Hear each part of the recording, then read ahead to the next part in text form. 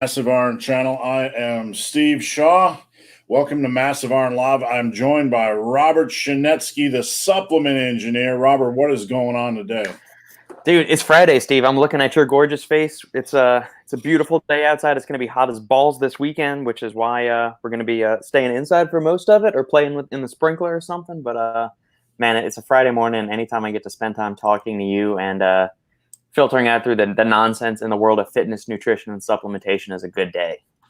Yeah, it's funny you mentioned that. I went after Ryan Humiston this week after me and you had several conversations behind the scenes. And, it's like, back in the day when you did news reporting or you talked about things, or like you turned on ESPN and they did commentary, like they talked about things like this football coach said this, or this player said this. Let's analyze that, analyzation and commentary. But if you do that in the fitness industry, it's drama and you're just playing it for views. It's like, no, I'm not. This guy has a huge channel. He's talking about so much nonsense. I think you guys need to know.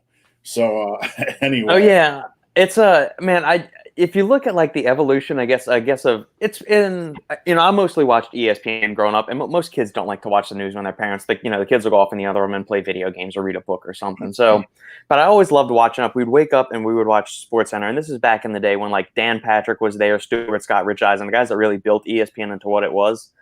And back in the day, it was just about reporting highlights, and so this is early to mid '90s. Right. And over the years, there was very little analysis of what the coach said or what this other player said about this other player. It was, here's the game, here's what happened, let's break down the plays and the crucial elements of the game and when things started to go sideways for one team and what caused them to lose. Nowadays, the highlights of the game are about 30 seconds long, and then the other 55 minutes of the show are talking about what this athlete tweeted to this coach who tweeted to this official after the game. And I'm thinking, I've stopped watching ESPN and like sports analyst shows, because now it's just let's go down into the cesspool that is the comment section of YouTube and social media, and that's what the sports news is these days. It's not actually breaking down what actually happened during the games. Yeah, that's a really good point. Now, for you guys just tuning in, please, we will stay on as long as you have questions. We want all your questions: lifting, nutrition, supplementation, diet, off topic. Let us know where everybody is tuning in from and what you guys got going on this weekend.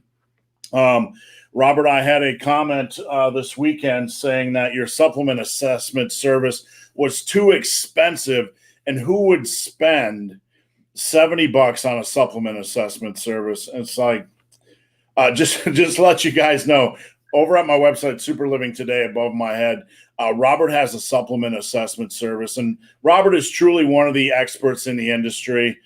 And he does a complete analysis of supplements, tells you what to use, what not to use, which brands might be a better choice. And look, it's $69, right? Yeah, I mean, you're paying for an hour of my time. I'll hop on a Skype call with you if you want to. I'm not going to sit here and defend the whole thing, because I've had enough people use the service and I've spoken very well about it. And, think about the $70 that you're going to spend on that is going to end up saving you hundreds of dollars over the course of the next year on your supplements. Because one guy, we just whittled out a ton of things that he's gotten off CBD and a bunch of other things that he had been led to believe that were essential to recovery, sleep, and all of that stuff. And he said, I've been without it for over a week now. And he said, I don't even notice a difference. It's the same thing. So he said, thanks for, helping me realize that I don't actually need some of this stuff that I was told by the supplement companies that I do. Yeah. Plus you're going to get better quality products as well. Let's dive in. Jeffrey Rusovsky. Boy, that's a mouthful for me on a Friday. A good Russian name, man. There we go. Yeah, what's up, Jeffrey? How's it going? Man, I'm realizing like it's July and there's no blockbusters. I don't even know if movie theaters are open. Like, I want some big explosive movies with big aliens landing and stuff blowing up. And I'm like, I have none of that. So I'm kind of going through withdrawals. Guys, let us know where everybody is from.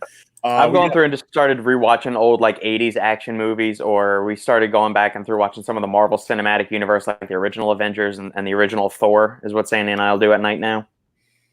Yeah, well, that's a lot of toxic masculinity. So you might want to, Robert, your head's down low in the video, so you might get eaten by the comments. Just letting you know. There we go. We can do that. Hey, Friday Fit Crew just hit a PR, 225 by 12 on the barbell floor press. That is really good. Anytime you get above 225 by 10 on bench press, you are in a really good place. So Ben says, how are your fitness regimens going this week?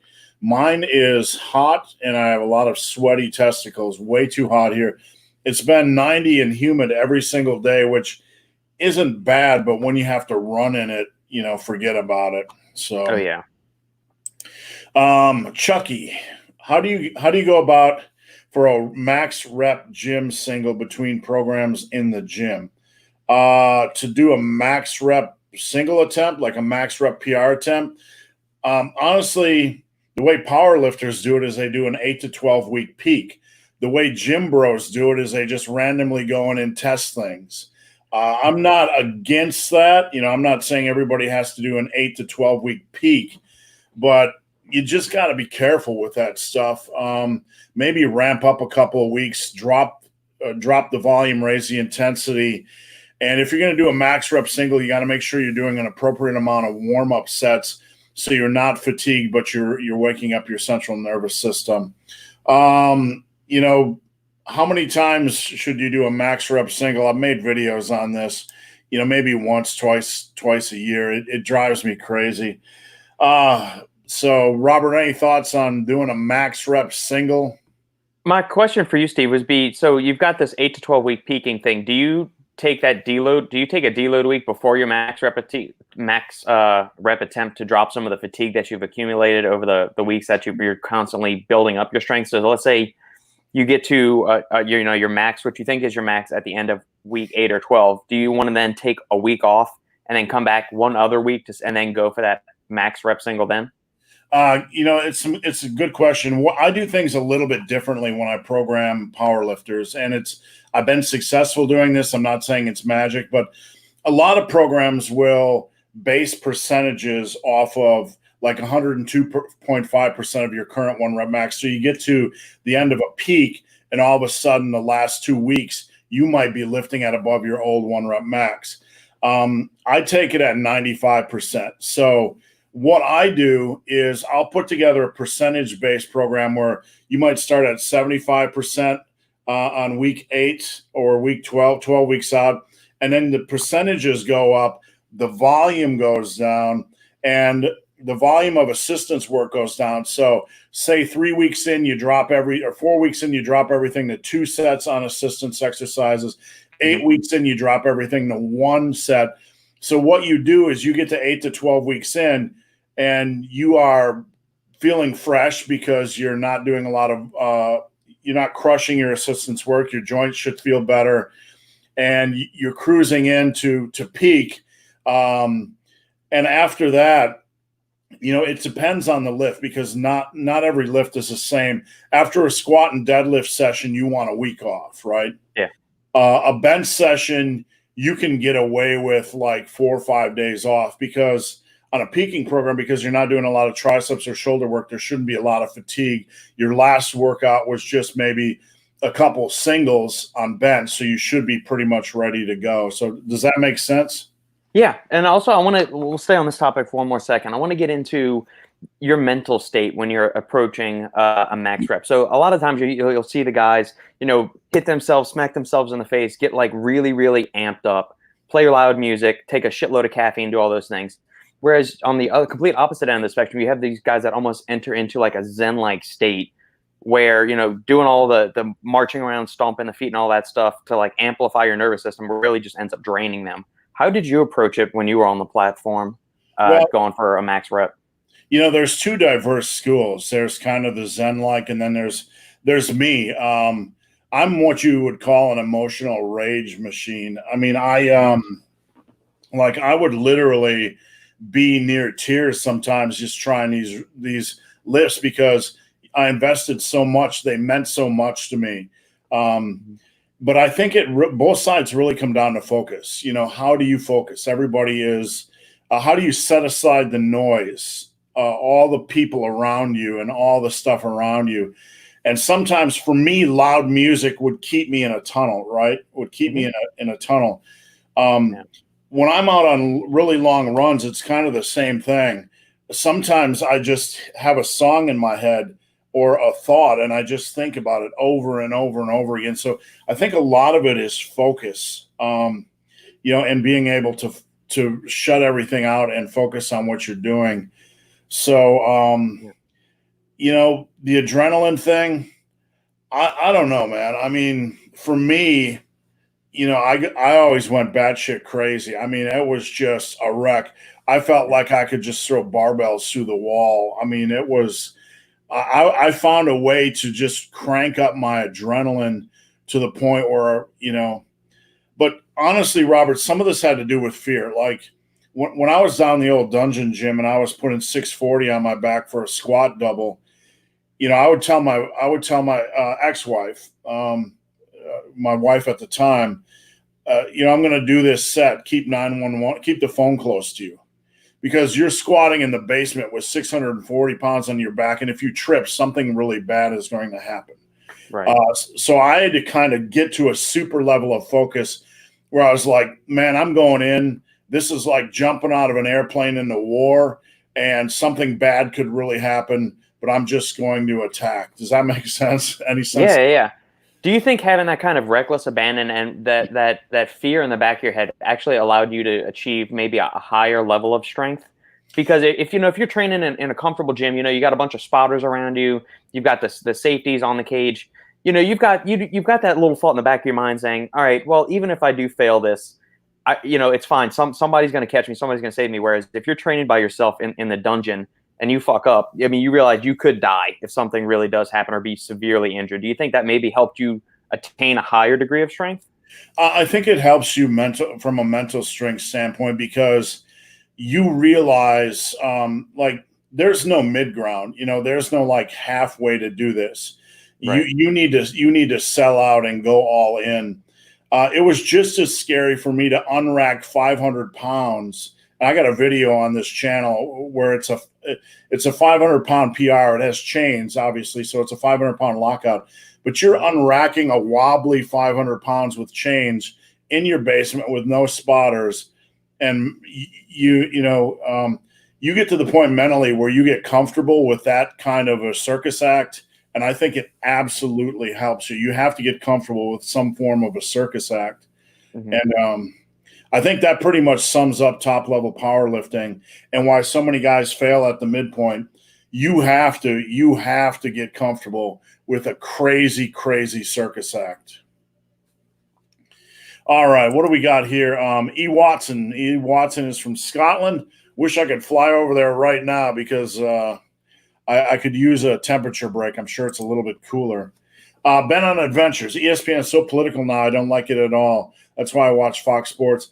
I have not watched ESPN in a long time. I grew up in the 80s. ESPN was my life, right? It was they always had interesting sports on when the big stuff wasn't on. They always had recaps of the games, not a lot of commentary, etc. What I don't like is when sports bring politics and drama into sports. Sports is my escape.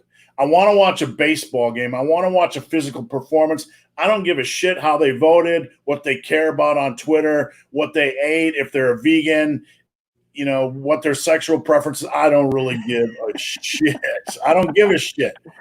That's the exact same way I feel. That's why we kind of switched over to NFL Network for like the pregame shows on Sunday mornings.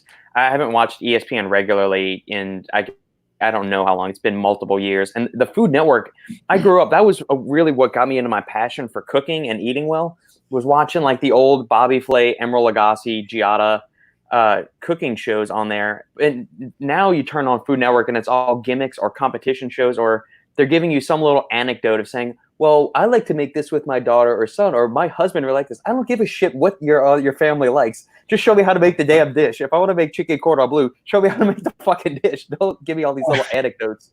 One thing I tell people, like people that want to get into YouTube, and guys, post your questions. We'll get to all your questions. Post your questions up.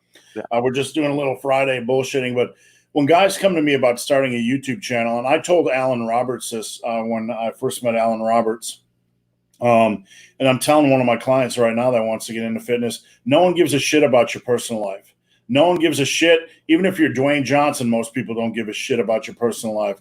I don't try to talk about anything but content on here.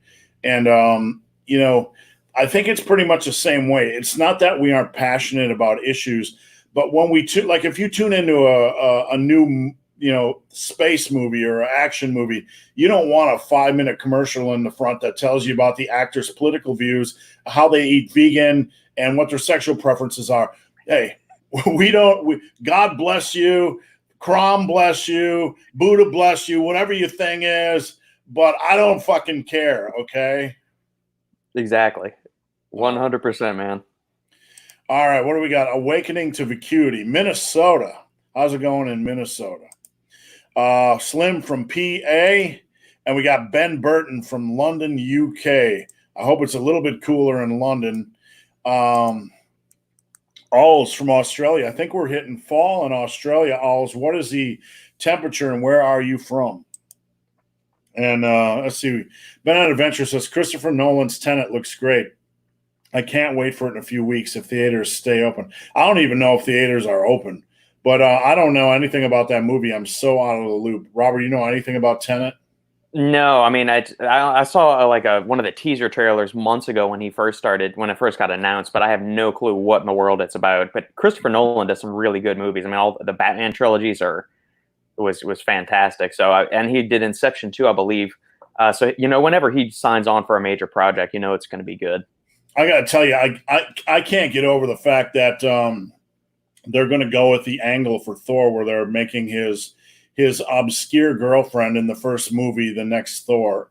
I mean, look, I'm not against all this stuff, right? But like Thor has a 40-year, I don't know, how long is Thor's history? 50 years, 1970 or something? Yeah, at least.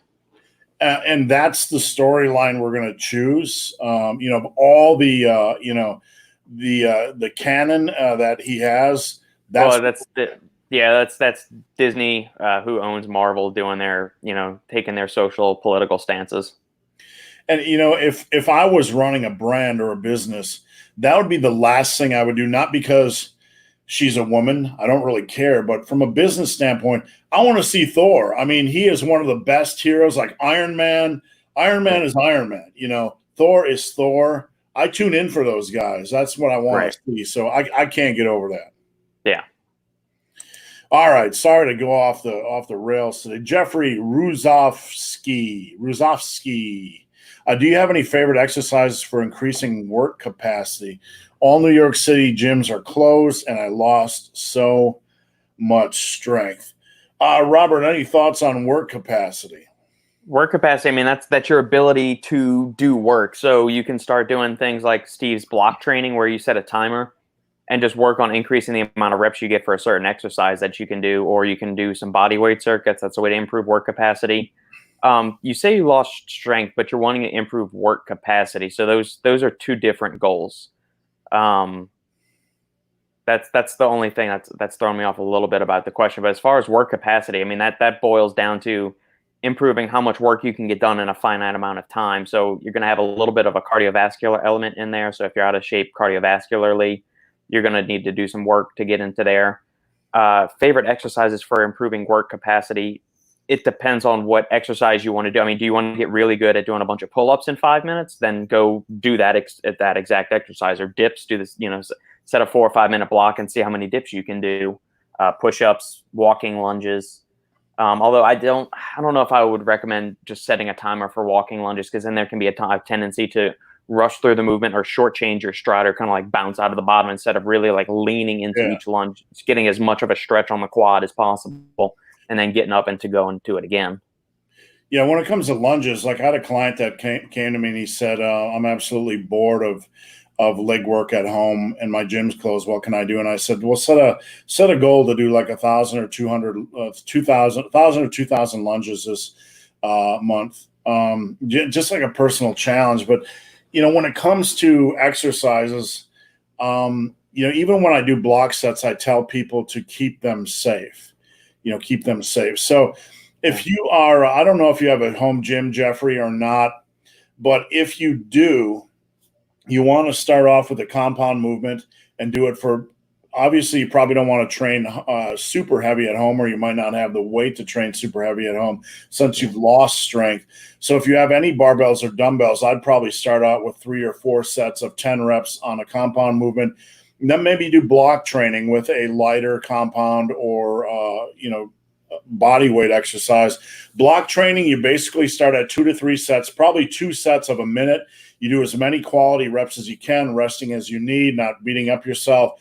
When that kind of gets easy-ish, then you might move up to 75-second blocks or 90-second blocks, all the way up to 2-minute blocks.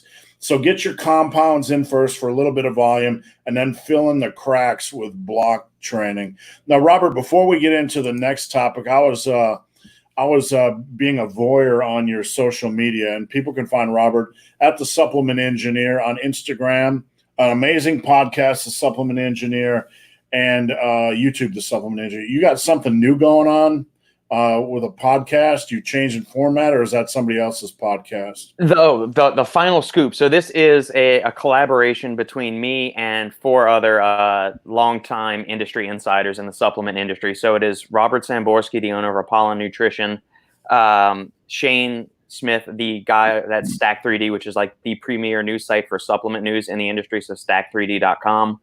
Lucas Rutkowski, who is a manager for one of the biggest distributors for supplements in Eastern Europe. So he's from Poland and does a ton of distribution in the eastern half of Europe. And we also have TJ Gonin from Fitness Deal News, who does one of the top fitness deal sites for fitness equipment, protein bars, supplements. So if you're one of these people that is always saying supplements are too expensive, go check out TJ's site, and you can find pre-workouts on sale. You can find really good quality stuff too. I mean, they have some, bargain bin stuff, but there's also really good quality deals on there. I peruse his site weekly, and that's where I found those nasty protein bars I was eating last week. Right. I found a box of 12 or 15 of them for $8. So you can find all kinds of stuff. So it's our kind of it's a roundtable panel discussion going into all things fitness, training, and supplementation. Because while we're all within the supplement sphere, we also have backgrounds in either martial arts, training, nutrition advice, and things like that. So it's kind of to recap the week in supplements and fitness and whatever else happens and whatever other things we feel like talking about. So it's an extension of the Supplement Engineer podcast. All right. So you guys need to head over to Instagram, follow the Supplement Engineer. Robert truly has one of the better podcasts in the industry. You need to follow that. You can also follow Robert on Pornhub at the Supplement Engineer. All right. Just kidding. Joey Judkins, New Caney, Texas. How's it going down there, Joey? Probably hot as Hades. It's gonna be 100 this weekend here. Yeah, forget that. Oh, so how many days per week should I train? Just generically 3 to 4. I get a lot of clients that want to, train more in the gym, and I respect that. If you're young and, you kind of have time on your hands, you can do 5 days a week. You can do 6 days a week. You just got to kind of pull back the volume so you're not beating your body up. But generally what I tell a lot of guys, 4 is kind of the limit, and after that, you might need to take up a new hobby, a second hobby. So, Robert, what's the most you've ever trained a week? Cool. I mean, are we limiting it to just resistance training, or are we going to include, cardio, intervals, and stuff like that? Just resistance, because, I mean, if I include everything I do, I train 7 days a week. I run 5 and lift 4. So, what I think the most I've ever done is a 5-day lifting. So I was doing a push-pull legs upper lower split. So I had a 1 day off after the push-pull legs. So push-pull legs off, and then an upper lower, and then off, and then you restart So I've done 5 days, and that I was able to do that for maybe 6-8 weeks. And then after that, you start just getting some nagging pains. Like this spot in my shoulder, always up here, starts to really get me where the bicep tendon inserts. That starts to nag me, and I get a little bit of thing. It's always my left side. My right side is like the rock star. My left side gets all janky and whacked out, or my hip flexors will start to really irritate me on my left side from doing too many split squats or Bulgarian split squats. So I'll do that, but most of the days it's 4 days of resistance training workouts for us, and then we've got 2 interval kind of cardio conditioning days, and we always take Sundays are usually just the off day completely. I mean, we're up walking around and playing with a 3-year-old, but there's no dedicated set workout for that day. I'm going to skip ahead because also does a follow-up question. Is it okay to train 6 days a week? Okay, I'm going to tell you my experience. This is all preferenced on, are you training hard enough? If you are training how you should be training, then 6 days a week is going to eventually beat you up. If you are not training how hard you should be training, then you can get away with that for quite a long period of time. My first year and a half in the gym, I did the same program, 4 days a week. It was kind of a power muscle burn type of program. That's what I did. That's what my mentor taught me. My body was fine. I got a bug up my ass to train like Arnold. This was 1987, 88. So I did the push-pull legs, rest. And I was training at the same intensity, meaning gunning every set for as many reps as I could. And after 3 to 4 months, I threw out my back. I was picking up aches and pains. I picked up elbow tendonitis. If you are training to the degree you need to be training, 6 days a week is too much. You can pull back a little bit and get away with 6 days a week. But at the end of the day, the question becomes, why am I training 6 days a week if I'm not getting the most out of it? Am I looking to exercise? What you're going to do is you're going to increase the risk of overuse injuries and just beating up the body. There are other things you can do in the gym other than resistance training when you want to go in and do something: conditioning training, tire flips, sled pulls, beating other members in the head with a sledgehammer because they don't re-whack their weights or whatever. So, yeah, you can train longer in the gym. But just know that there are downsides. So, yeah. All right. There's also the opportunity cost. How much time are you wasting driving to and from the gym every day, cleaning up everything? So, do you have the time? Then, you can do it and your recovery capacity is there, but, look at the opportunity cost of everything as well. All right, guys, keep the questions coming. Nothing is off topic. We just don't do drug questions here. But if you have any questions, diet, training, nutrition, supplementation, off topic, post them up. We'll get to everything. In the background, me and Robert have been, I kind of reached out to Robert 4, 5, 6 weeks ago and said, hey, there's this guy, Ryan Humiston. I watched his videos on pull-ups, and it was really strange. It's the strangest thing I've ever seen. And, not to dig at Ryan Humiston, but I want to bring up this point and see, Robert, if you've ever ran into it, because I run into it a lot. I've known a lot of these lifters forever. I had, Sean Clarita on this week, and I've known Sean forever. A lot of lifters, the systems they have out now aren't how they built their muscle mass, right? Right. Like Mike Menser is a perfect example. Even Frank Zane, I talked to Frank Zane and interviewed him, and he built his base on the odd lifts, which were the powerlifting lifts. And then after he beat up his body, he started doing all this fluff and pump stuff. So he already had 95% of his muscle base. Have you ever run into this, Robert, in the industry? Because you're kind of on the other side of the supplement end. Yeah, I mean, it's just something that I don't know if it was a John Meadows video I was watching or somebody he had on his channel, but he said, look, as you get older, you can't continually just keep doing Ronnie Coleman's a perfect example. Look at the way Ronnie was training when he was doing his Mr. Olympia runs. It was high volume and it was super fucking heavy weights.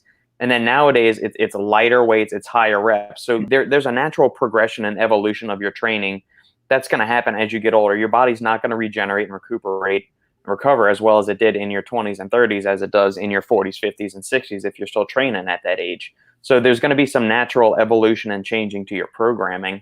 And I think people forget that too, because, if you look at the way Arnold trains now, there's a few videos of him on Men's Health websites, and it's talking about how he's still going for the pump and stuff, but he's going for machine exercises. He's not pushing a barbell anymore. He's not squatting with a barbell on his back. It's leg presses, it's leg extensions, leg curls.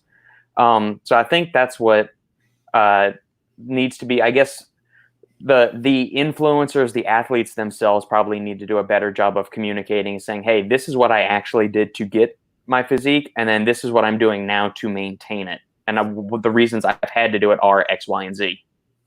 There's so many layers to this onion. The thing that really pisses me off about bodybuilding, and not all of bodybuilding, I'm not generalizing, but showing all these techniques and slowing down, this is how you build arms and this stuff. That's not how these guys built their base, right? It's just not. Right. That's how they train now. Power lifters don't go out now. You don't see like Eric Lillibridge trying to get beginners to train like how he trains now. There's a natural progression. Once you have built 90 to 95% of all the muscle mass you'll ever need, you can slow down with the attack. Like me, for example, right now I'm not doing more than 225 on bench. I did it for 23 reps last time, but it doesn't beat up my body. I'm not pushing because I have other goals. So we need to, when it comes to bodybuilding training, we need to filter what these guys are doing now and ask ourselves, is that what they did to build their base? And 9 times out of 10, it is not. And they don't tell you that because they're not even aware of the change or the transition that's occurred. Right. Anyway, there are many things that get my panties in a wad in this industry, and that's one of them. So, Alec, I prioritize my overhead press, but have stalled out. All right, Alec, I'm going to tell you the word stall always sends off a red siren for me, an alert siren. I weigh 169 with 155 overhead press. Any programming advice or tips? Alec, at the point you're at, adding 1 rep a month is going to be excellent. It's math, okay? If you're doing 155 for 6 and you move that up to 155 for 10 at the end of the year, I believe your overhead press is going to go up like 20 pounds in a year, right? From like 200 to 220. That's good progress. So without looking at where you were 3 months ago, 4 months ago, and where you are at now with specific sets, reps, and weights, I do not consider it a stall. The problem with most intermediate lifters is they think, I've only added 1 rep in 4 months on this lift. I'm stalling. You're not stalling. You're doing really good for a 169-pound lifter. And if you can get 4 reps in a year on a set, at that weight, that'll probably be a 20-pound increase to your max. You can't hope for more than that as an intermediate lifter. That's 60 pounds in 3 years.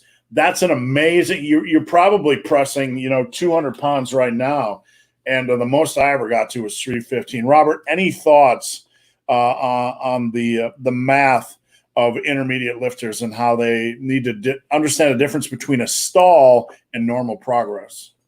I think I would attack it from a different angle because you addressed it pretty, comprehensively there. I would say look at things that may be holding you back or slowing your realization of progress. Look at your diet. Are you eating enough going into your workouts? Are you consuming enough total calories in the day? What's your stress levels like? What is your sleep before you're going into your overhead press workouts? Look at some of these other lifestyle factors and see how that's impacting, what's your mindset before you're going into your training session. If you get bogged down by a lot of different things outside of what these external factors, that could be impacting your progression as well. But just give it time. It's once you hit that intermediate status, it is a slow grind, but it'll come. And Alec, I'm assuming because you say 50s, you're moving a lot of reps with 50-pound dumbbells, which is really, really good. What I would probably do is add in a third set and drop them to 12 reps. And when you can get that third set to 12 reps, then try to do 3 sets for 13 reps and 3 sets for 14 and 3 sets for 15. And if you get to 3 sets for 15, it's time to ask Santa Claus for some more standard or spin locks. Because I'm assuming you're capped out. But, Alec, I'm not trying to go after you or pick on you.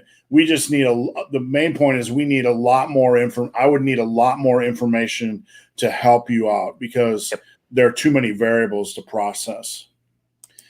All right, Jack McReith. I've strained my right side QL. Robert, what's a QL? The quadratus lumborum. It's a muscle in the lower back. All I've right. strained that before. It sucks. Or it's knotted up on me. I haven't strained it, but it is definitely knotted up on me, and it'll make like just turning or like getting up to walk a pain in the ass. Here we go. My physical therapist said it'll take 2 to 3 months to heal, and basically said, go eat a lot of soy, watch Lifetime movies, and sit on the couch. I'm going to get into some trouble here, but strains are part of lifting. So I respect what your physical therapist says. I don't know the degree of your injury, but if I quit every time I had a strain, I would be out of the gym 98% of the time. Yeah. Once you get to that intermediate strength level, strains and pains are kind of part of the game. So I guess it depends on how severe it is. I don't want to get anybody injured, but any thoughts on that, Robert? I would definitely go get a second opinion from maybe go see another physical therapist and get one that actually does resistance training. And, they don't have to look like they lift, but somebody that actually attacks the weights and trains with a high degree of intensity.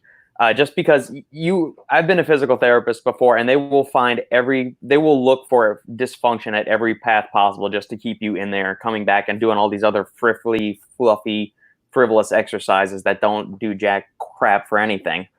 Find one that actually lifts and understands your situation, can kind of relate to you on that, because you have a strained QL. Yeah, you're probably it's not going to be smart to do a bunch of heavy deadlifting and heavy squatting, but you can still train. You want to do stuff that's going to increase blood flow throughout the body. So that'll accelerate healing, if anything. Yeah. What I have a pretty substantial client base, and somebody at any given time has picked up a strain. And let's say somebody they're doing 225 on squats for 5 reps and they pick up a strain. What I will tell them is the next time you go into the gym, and I'm just giving them lifting advice, not injury, I'm not trying to be a doctor, but I'll say next time you go into the gym, do your warm-ups as normal.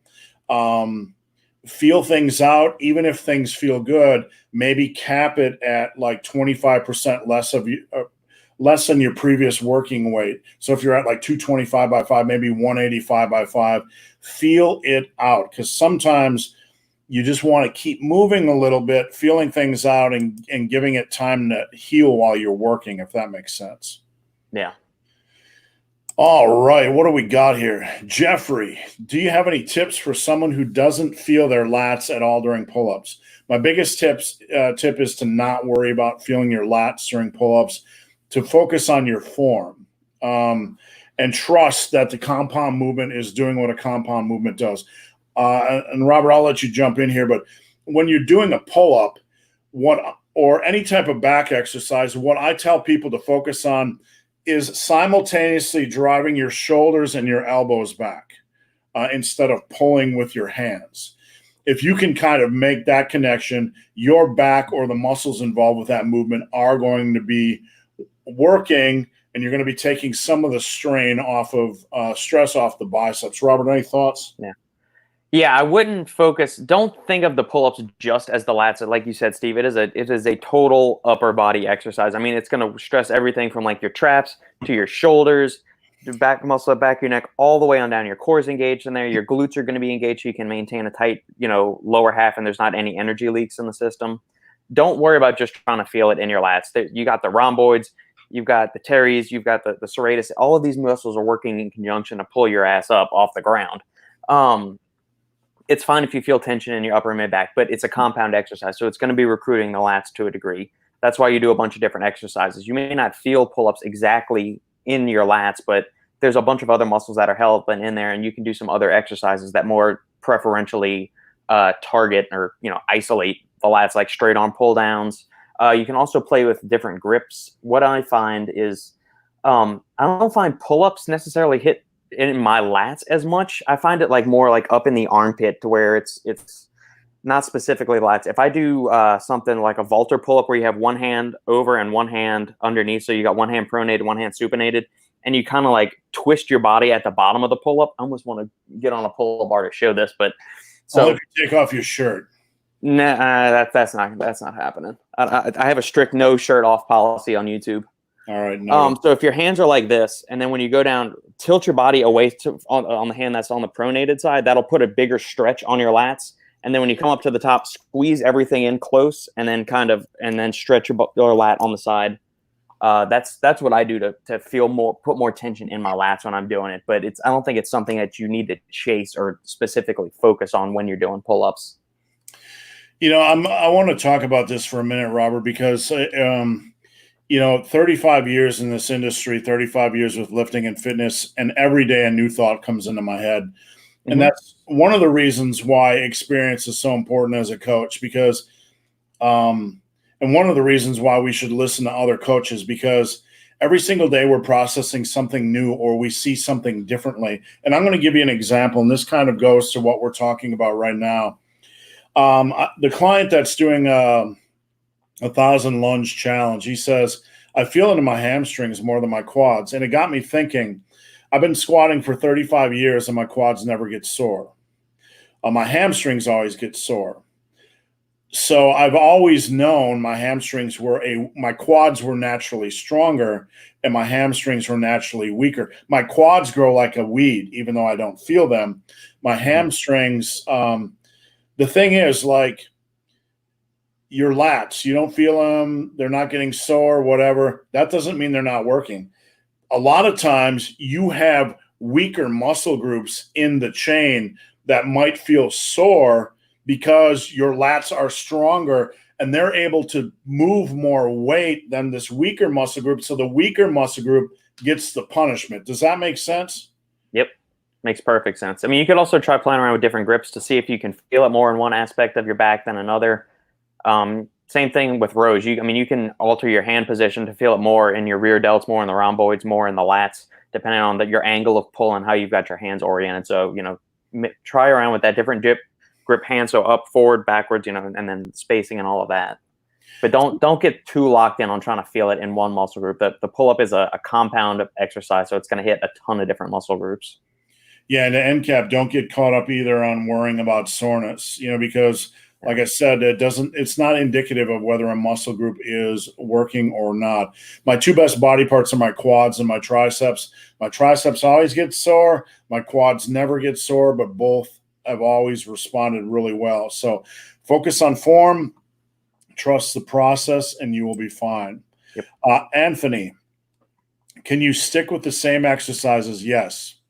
You don't need to change exercises every few weeks. That's one of the worst things you can do. The concept somehow that you have to confuse the muscles by changing exercises is nonsense. You can use exercise variety, but look, with compound movements, you need to do a compound movement at least every 2 weeks so you keep that mental connection with form. Changing exercises provides no value, no lasting value, other than, the body's very good at adapting to specific demands. All it's going to do on compound movements is increase the risk of injury, in my opinion. Robert, any thoughts?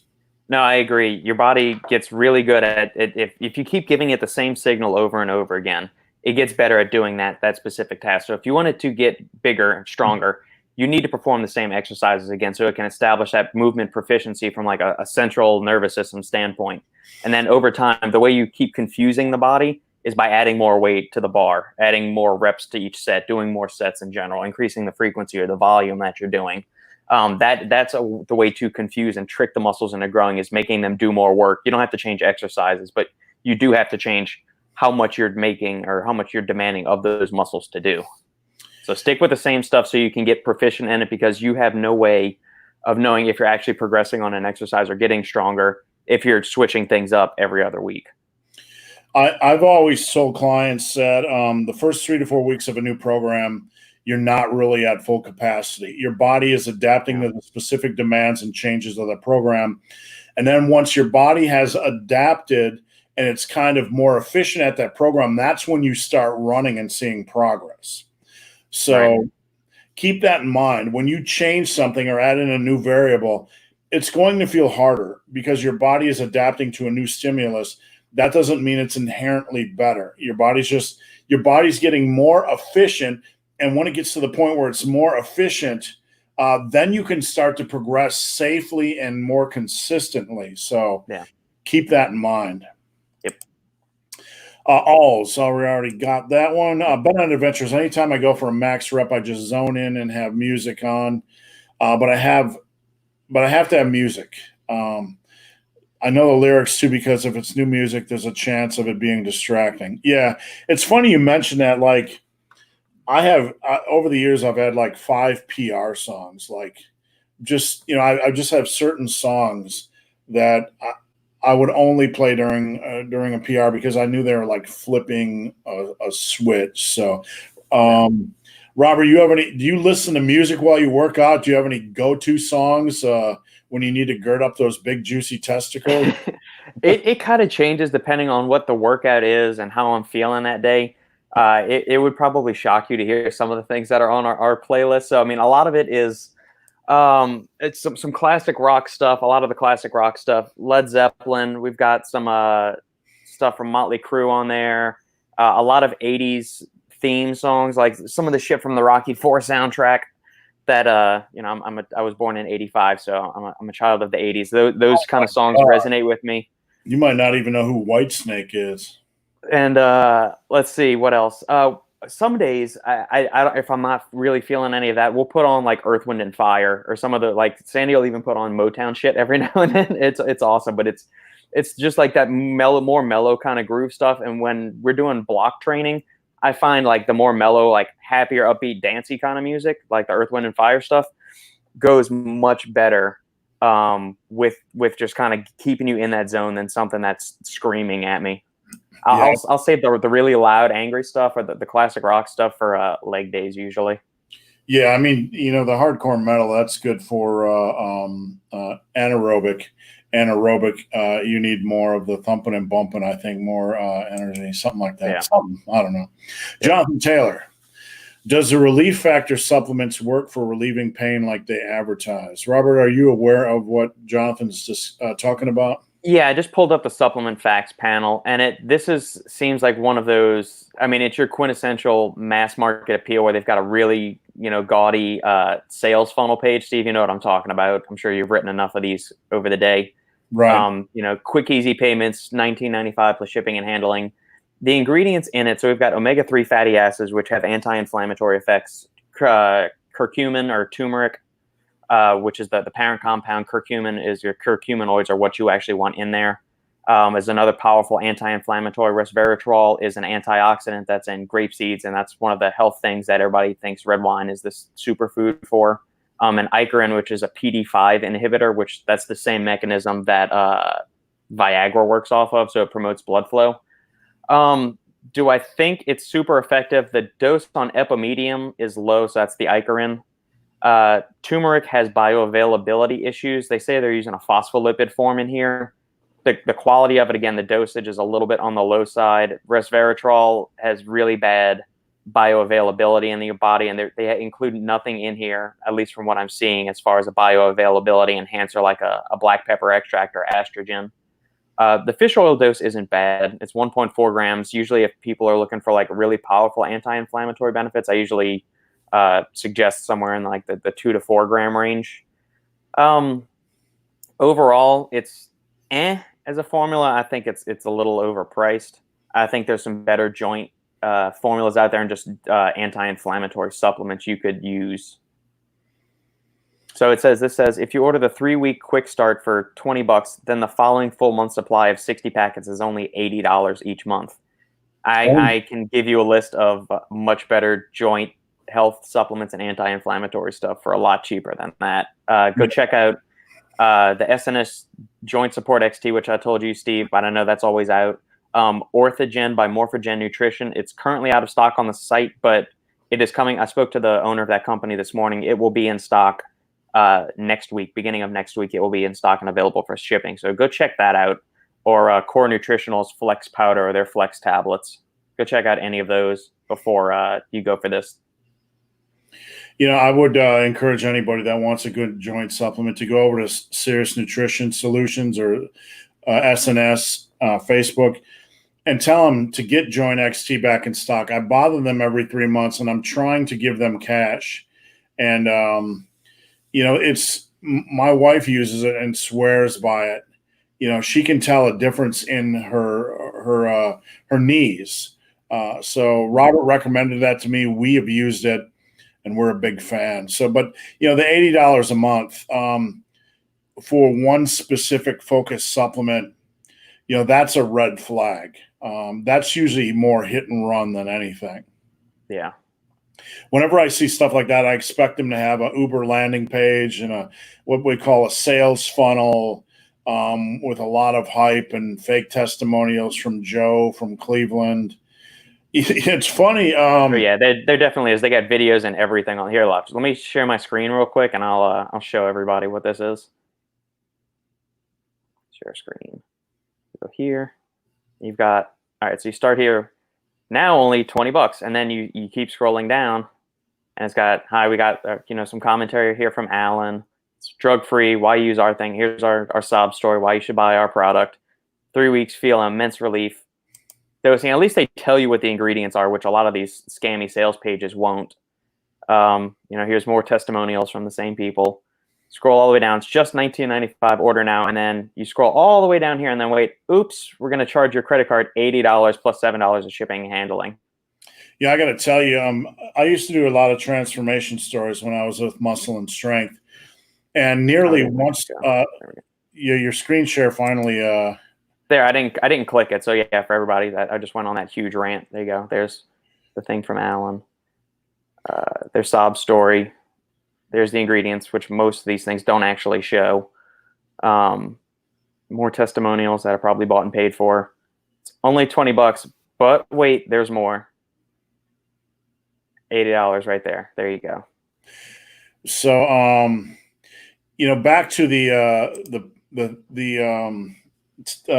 transformation stories at Muscle and Strength. About once a month, somebody would come to me and say, why did you guys allow them to use my pictures in this advertisement for this product? And like, we didn't. Companies would steal pictures of transformations from our transformation stories and use them in these hit and run products. And you got to understand, some of these companies are from all over the world. Pakistan, China, India, whatever. They'll pop up a tent, pop up a website, and by the time you figure out they're a scam, and I'm not saying this company is a scam, but the time you figure out they're taking your money, they're ready. They got their fifth site ready down the line in the queue. So you have to really be careful with who you do business with. I will tell you, on Facebook, there are so many ads right now saying, get an entire dumbbell rack and set from 5-pound dumbbells to 100-pound dumbbells for $99. I've seen like 50 different ads from 50 different fake company names. And these are hit and run artists that will just take your money and disappear. So be really, really careful about anybody charging a really high rate for something. You just don't know what you're getting into. E. Watson. Metal Henselman reckons 205 pounds max weight. Not sure what you're referencing, but maybe you could specify. Is that on a lift or body weight or something? Maybe you can specify. Guitar jams and beyond. Is it possible isometrics as a workout supplement can help with hypertrophy? When I read this question, it kind of reminded me of the old UFC fights. Can like a sumo wrestler beat Hoist Gracie? Can a kung fu master defeat a karate master? Everything can have a place in hypertrophy, but you have to pretty much be a master at like body weight exercises, isolation exercise. You need to know your game so you can keep increasing your game. I have one gentleman, Mech Animal, that follows me on Instagram. Dude is all about body weights. Ross Animate is all about body weights. But these guys are doing stuff we know, like they're 7 degrees way ahead of us. So can you do isometrics? You could probably do them in a superset type of thing. That would probably help. But I would just encourage anybody that's interested in isometrics to get a couple of books on isometrics by experts so they can really maximize it. Robert, any thoughts, any personal experience with isometrics? Yeah, I mean, hypertrophy, if we're looking at the spectrum of athletic goals in regards to resistance training or just athletic performance, so you've got power, you've got speed, you've got strength, you've got hypertrophy. Hypertrophy is probably the easiest one to go after, just from the standpoint that so many different things will improve it, or you can achieve hypertrophy using so many different things. You can get it with light weights, you can get it with high reps, you can get it with low reps, you can get it with heavy weights, you can get it with isometrics, with slow eccentrics, with explosive contractions. So all these things, everything does have a time and a place. Is our isometrics the most efficient way to maybe go about hypertrophy? No, but it's a valuable tool for somebody that maybe doesn't have a lot of equipment or access to equipment, or just access to a gym, or doesn't have the funds for it. If they're trying to get more out of their limited supply of weights or body weight exercises, so you can do, you could use it as a pre-fatigue. So do like a wall squat where you're trying to contract your quads as hard as possible and drive your feet through the ground. Do that for 30 to 60 seconds until your legs burn out, and then go right into body weight squats or walking lunges or something like that. Or you can flip it and do a post-exhaust technique where you do your reps of Bulgarian split squats, body weight squats, whatever, and then go do your wall squat and just try to burn your muscles out. So it'll help with metabolite accumulation, with metabolic stress, and it can be a tool in your arsenal. I wouldn't use that as the sole implement in your pursuit of hypertrophy, but it can definitely serve a purpose if you know what you're doing. All right, we're going to move on to Dexter McLaughlin. Hey, Robert, could you recommend an affordable and reasonably dosed pre-workout for pumps that does not have creatine? Yeah, do you want caffeine in it or not, Dexter? I mean, that'll be the thing. Primeval Labs Mega Pre Black and regular Mega Pre. So Mega Pre Black is their stim one. Mega Pre White is their stim free one. They usually run sales pretty regularly on that. Apollon Nutrition Bare Knuckle is their stim free pre-workout that does not contain any creatine, but is a massively dosed pump pre-workout, no creatine in it whatsoever. You can also go for their stimulant one, which is called Hooligan, except that's got 700 milligrams of caffeine per full serving in it. So you maybe want to start with a half scoop if you want to. Other good ones, Performax Labs Hypermax it's one of my favorite pre-workouts, kind of like the Hooligan Bare Knuckle. That's 3 right off the top of my head. I know, I believe Core Nutritionals has creatine in their pre-workout, as does Morphogen's. Glaxon's Specimen pre-workout has no creatine in it. There's so many good ones, but that's 4. And Iron Brothers Ruthless pre-workout, that's on Amazon. That's a really, really solid one that I like, that I've been using lately. Check out all of those. I was just going to say, if anybody has any follow-up questions, slide in at Robert's Instagram at the Supplement Engineer, and he can hook you up. Yeah. Guys, we're about an hour in, and just to let you know, to keep the questions coming, we have a lot in the queue, so I'm going to try to get through everything in the next hour. If we miss any of your questions, you can hit us up on Instagram in our DMs. We'd be glad to help. If we miss your questions, we're not skipping them. YouTube is glitchy. Just continue to post them, and we will get to them. Bennett Adventures, I love NFL Network. I will say, like, when it comes to baseball on TV or sports on TV, I find radio announcers to be much better, like baseball radio announcers. Yep. Vin Scully was the man. If I'm watching baseball on TV or football on TV, I would almost rather listen to the radio at the same time because they are better at describing the play, and they're usually a little bit more animated, whereas TV tends to have too much analysis, as they fill in the gaps between the action. So we actually used to do that in New Orleans when I was growing up, Steve. The lead in for the New Orleans, the local radio station I covered the Saints games, would say, turn off your TV, turn up your radio. And so there were all these different, this was before the days of the internet, but there was like a little printout in the newspaper of how to delay the radio or sync up your TV if you had a TiVo at the time or something, where you paused it for like 3 seconds and you could sync the radio, because the radio and TV feeds are usually like half to 2 seconds off. Yeah, I think I don't know if it was a law or what with live television and radio where there had to be some sort of a sync in case something happened. Yeah. I don't know. I don't know if it was just the way radio functions or if it was a requirement, the FCC or whatever. But anyway, Scott McEarley, ESPN and MTV have turned into complete snowflake channels. You know, like has MTV been interesting since like 1992? I don't even know. Haven't watched anything on. I was never a big MTV kid. Even like when they had music videos, I was fine, but I never watched Beavis and Butthead or Daria or any of the other stuff that was on there. Well, you know, MTV, like I grew up on MTV when it first, you know, 84, 85, 86, we could just watch music videos and you would watch them over and over again. And you'd have music video battles and it was all about the music, you know? Yeah. And it's the same way when you get distractions from the music or distractions from the sport and it's not about what's going on, you know, it's kind of, I don't know. Yep. Jeremy O. Robert, I feel the same way about the Food Network. Used to be great, now mostly trash. I got to tell you a Food Network story, Robert, all right? Hit me, Steve. What is it? America's Worst Cooks. You ever see that show early on, like the first season or two? Oh, yeah. Stan and I watched the first couple of seasons on it, and then it seemed like it just got gimmicky after that. But yeah, I know what you're talking about. We turned into, like, I haven't seen it beyond the first two seasons. It was a pretty good show. It was entertaining, right? Me and my wife started getting into cooking shows again, and we watched like season 9 or 11, and it was so over the top and like it was like a cartoon, and it was not about the content. It was about the crap surrounding the content, and man, it was like we clicked off in 5 minutes and said, "Fuck this." Yeah, the Food Network did another series called Food Network Star where they were trying to find people to replace like Bobby Flay, Tyler Florence, all like the old people, the old guard that built Food Network to what it was. They were trying to bring in all these new personalities.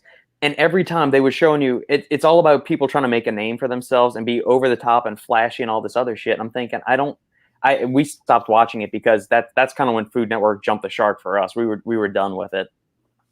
That's kind of why YouTube Fitness jumps the shark. You know, it's funny. Like, I just try to focus on content, whether it's good content or bad content. That's for people to decide, right? Yeah. There's value. That's for people to decide. I put out my slant. You put out your slant. People can decide if it has value. Yeah. But if I put out once a month, I mention somebody's name. Like, I'm never following you again. I thought you were better than that. You're a drama king now. It's like, the same people are overwatching Greg Doucette scream like a chimpanzee at the top of his lungs, drama video. They're watching Kenny KO. Look, I know what the fuck you guys are doing because when you comment, I can go and look to see what channels you're subscribed on. But it's funny. Like, people don't want me doing it, but they're over there. People support the drama channels in this industry, do they not? Absolutely, yeah. I mean, look, I don't know. I have nothing more to say. I'm not bitter about it, you know. I'm not bitter about it at all. But it's just funny, you know. You want entertainment or you want information, but if somebody tries to talk about somebody else in an informational way, some people really get upset about it. Yeah, that's one of the major downfalls of the supplement industry is that there's so much freaking drama.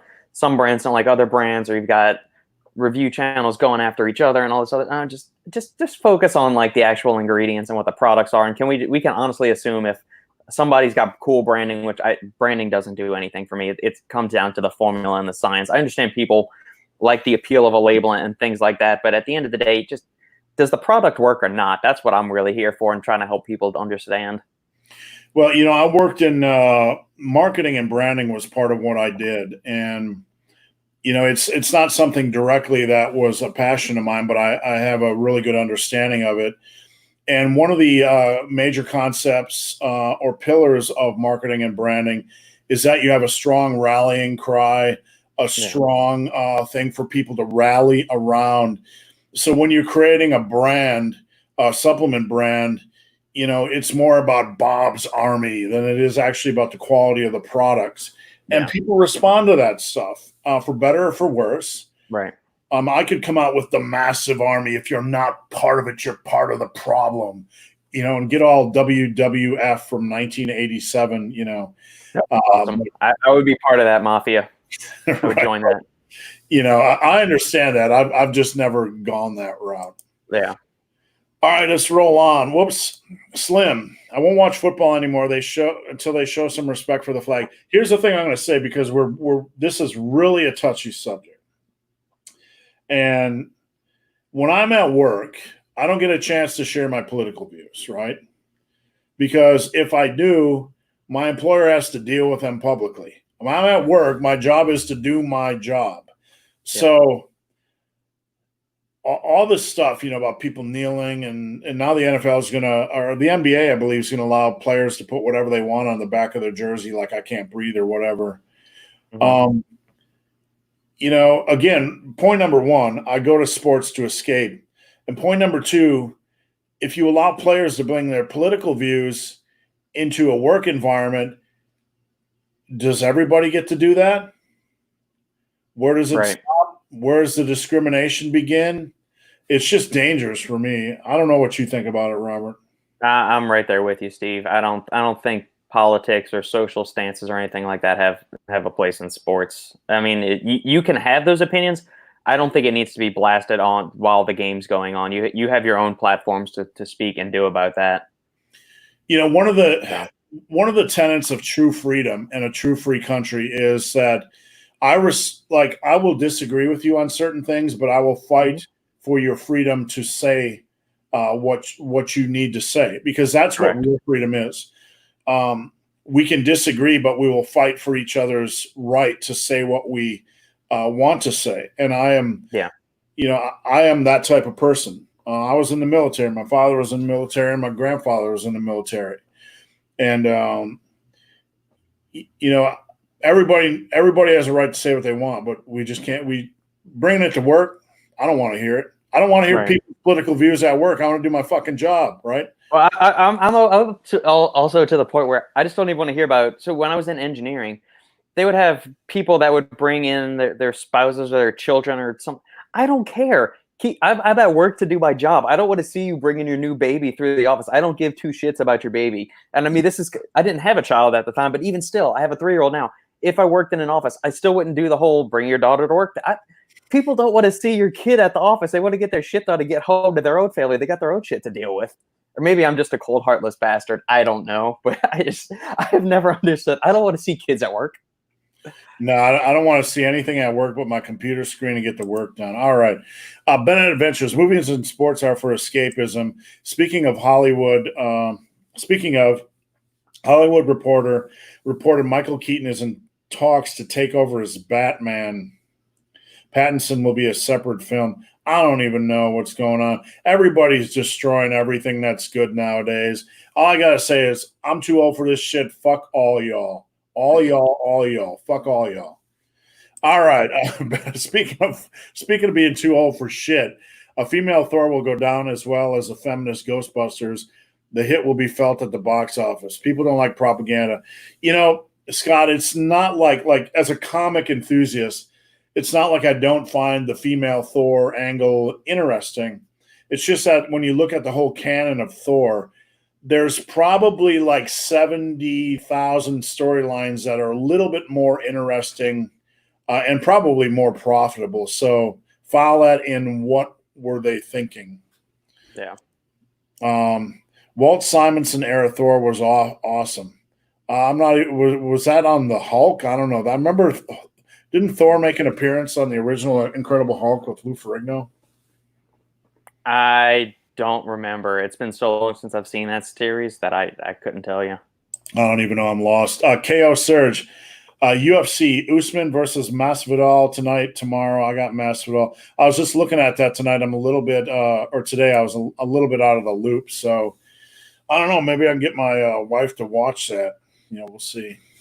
The only thing about the UFC fights, they're usually at like midnight. I want. Can we put them on at like 7:00 or something? So a little bit more reasonable time. That's the problem with a lot of these things. They like baseball and football playoffs. You want to expand your base. The kids got to be able to see them, right? Right. Yeah. Kids are your future. So I don't know. Yeah. Jeffrey, is there any way to increase arm width from the front? My arms are relatively thick from the side, but look disproportionately thin from the front. The brachialis, yeah, a little bit, but good luck. I mean, you're not going to really increase the size of those.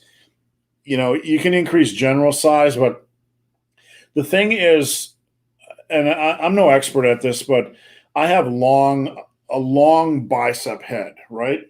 And when my arm is at my side, my bicep looks like a foot long, and it looks absolutely amazing. And people be like, I don't know what kind of drug profile you're using, but it's substantial, right? And then when I flex, it looks like I got a saggy potato up there. So I don't think so, man. I think all you can do is just hope to get your arm size stronger. You can do like brachialis work, but I wouldn't overdo it. And lateral head, I don't know. Any thoughts, Robert?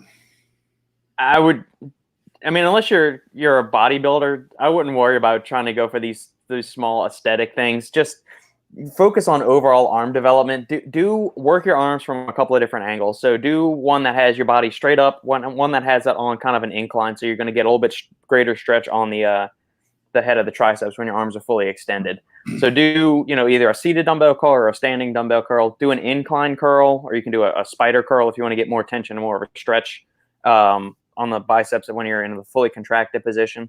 And then for triceps, hit it from a couple of different angles. Do some dips, close grip bench, overhead tricep extensions, and push downs. And that is going to ensure maximal development across the range if you're hitting it with a couple different exercises from all different angles.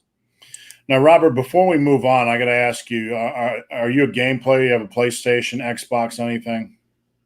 When I was growing up, I had a regular Nintendo. Then we got a Super Nintendo, regular PlayStation, and PlayStation 2 I had in college, and that's when I tapped out of the gaming market. I've got some ROMs and emulators on my laptop now that I used to play Super Nintendo games. Right. Just because I mean, that's classic from my childhood. I have not played any recent video games, so anything that's out, PlayStation 3, 4, 12, I'm not sure what in the world's going on with that. Just curious. We got a PlayStation 4, and there's a game called Rocket League on there where you're basically playing soccer with cars. And cool. I picked up an addiction. It's very fast-paced. So just curious if anybody else plays that and if they are as addicted as I am. E. Watson says, use strength level for percentages. I'm a little bit lost and not trying to be disrespectful, E. Watson. Maybe you can kind of, fill us in on the gaps, what we might be missing. Neo is a client of mine. I take 1,000 milligrams of magnesium each night, and I'm about to run out. For magnesium, can I get any of the brands sold at Walgreens, or do you have a different opinion? Robert, let me know what you think, but I've always heard, and from what I've seen, like the brands at Walgreens and Walmart and whatever are generally some of the shadier, more inconsistent brands. Is that the case nowadays? Is that still? Yeah, a lot of the mass market ones you'll find at the local pharmacies and grocery stores, especially the house brands, are super poor quality or they don't actually contain what they're supposed to have. So a lot of these will have probably magnesium oxide as the form in there, which is terrible bioavailability. We're talking like 5 to 10%.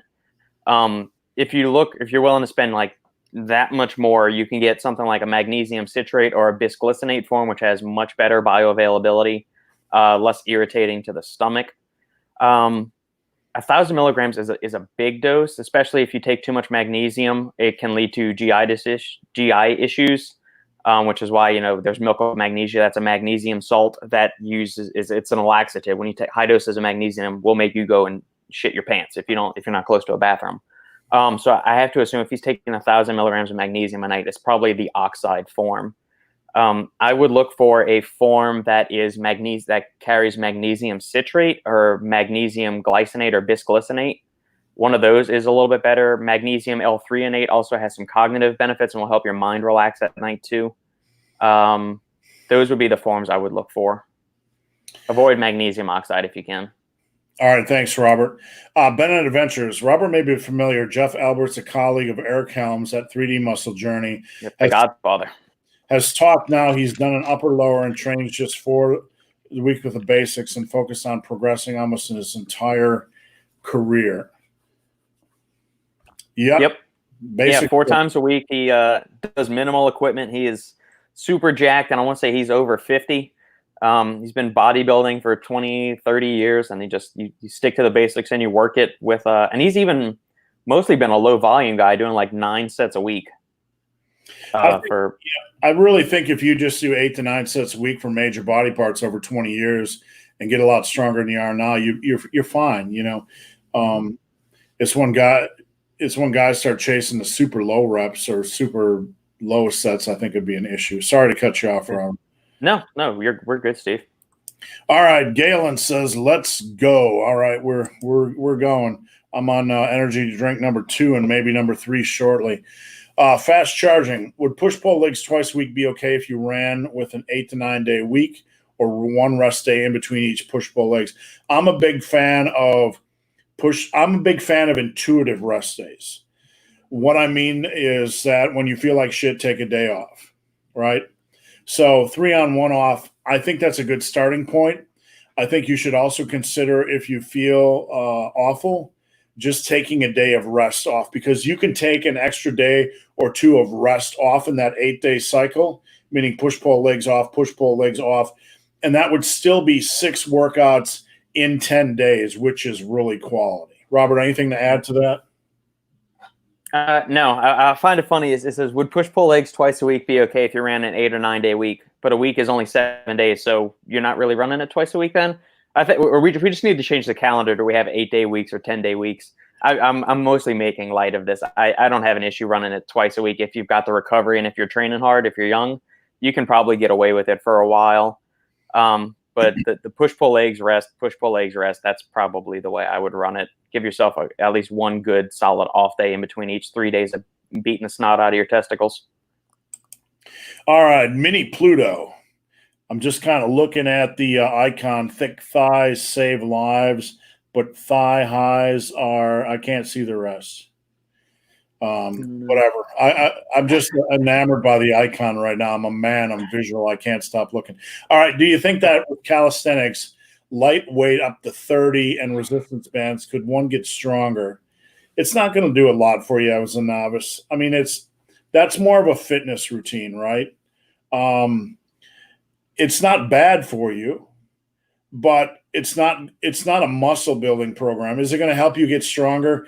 Any degree of resistance can help you get stronger, but the degree it's going to help you strengthen is pretty minimal.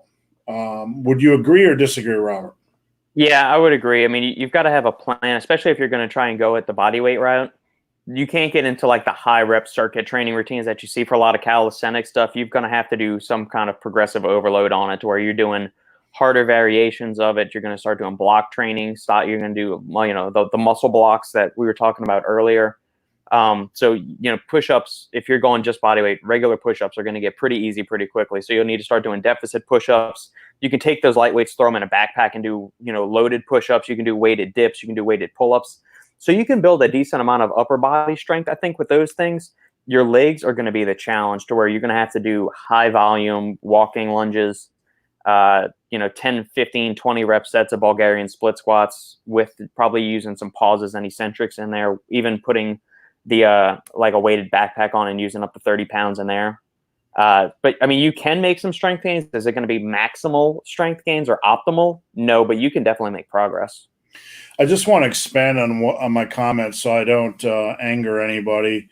When I was in the military, basic training, I did some push-ups, before I went in to kind of prepare. And at the end of the road, we were doing push-ups, every day. I could do a lot in 2 minutes, but that's about my cap. After about 2 months, if you push and push and push and push, like you did, like someone in the military would push, you're pretty much capped out after 2 months. So, you can add a lot of strength, but it's going to cap out quickly unless you look for more advanced movements. Yeah. Biff Tannen's dad, good old Biff Tannen. Whoever he is. All right. How did you increase your rep max for the 225 bench?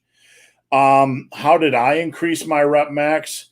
Heavyweight. I mean, I didn't go out and say I was going to do, NFL combine numbers. I got my bench up to 400.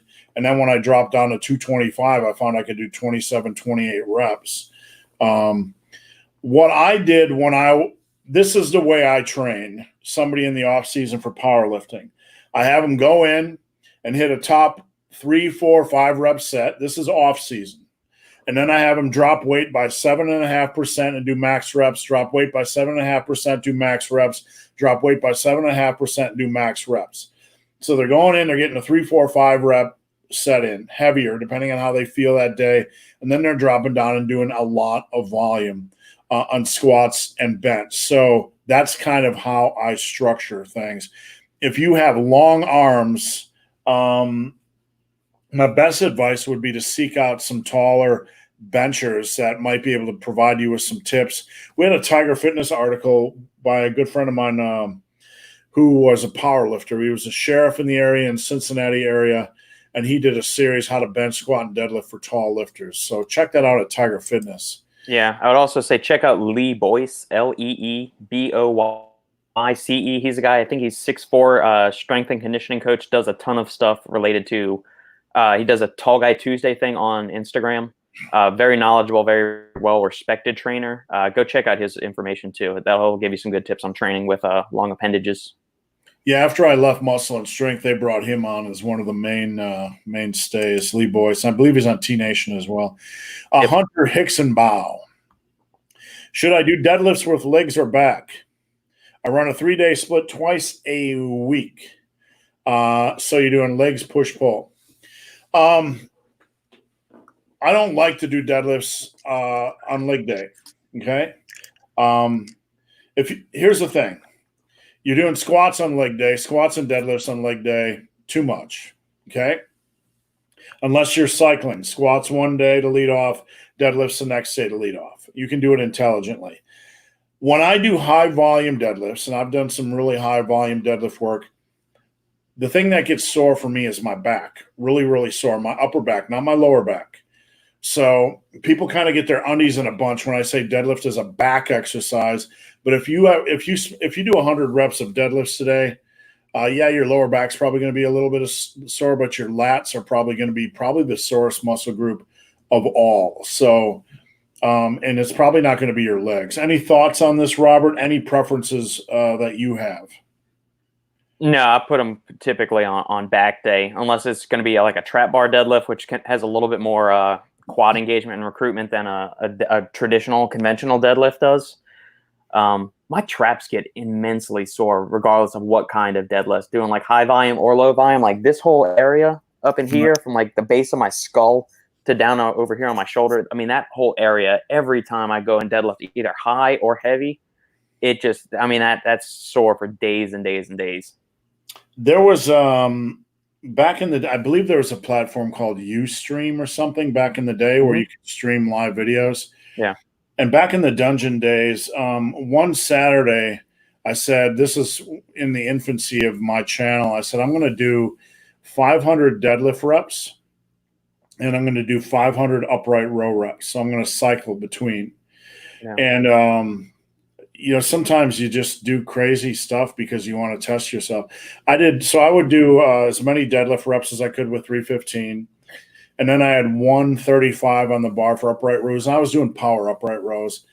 But after that day, my lats and my traps were so incredibly sore just from the constant contraction of having to hold your arms connected to your body. Yep. So, all right, Jeff, best exercise for monster rear delts. Before you make me puke and say face pulls, it's not the best exercise for monster rear delts. Rows are. Look, Athlean-X, I love you. I have to say that because I have to love everybody.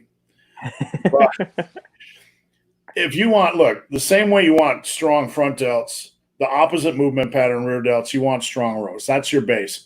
Too many people have weak ass rows. The back is one of the strongest muscles in the human body. You are capable of so much more. You have to have strong rows. And then isolation exercises for monster rear delts, those are icing on the cake. I'm not saying they're not valuable, but the way most people do them is less than passionate. And it's like it's like flossing your teeth. I gotta floss my teeth every day because Athlete X said it, right?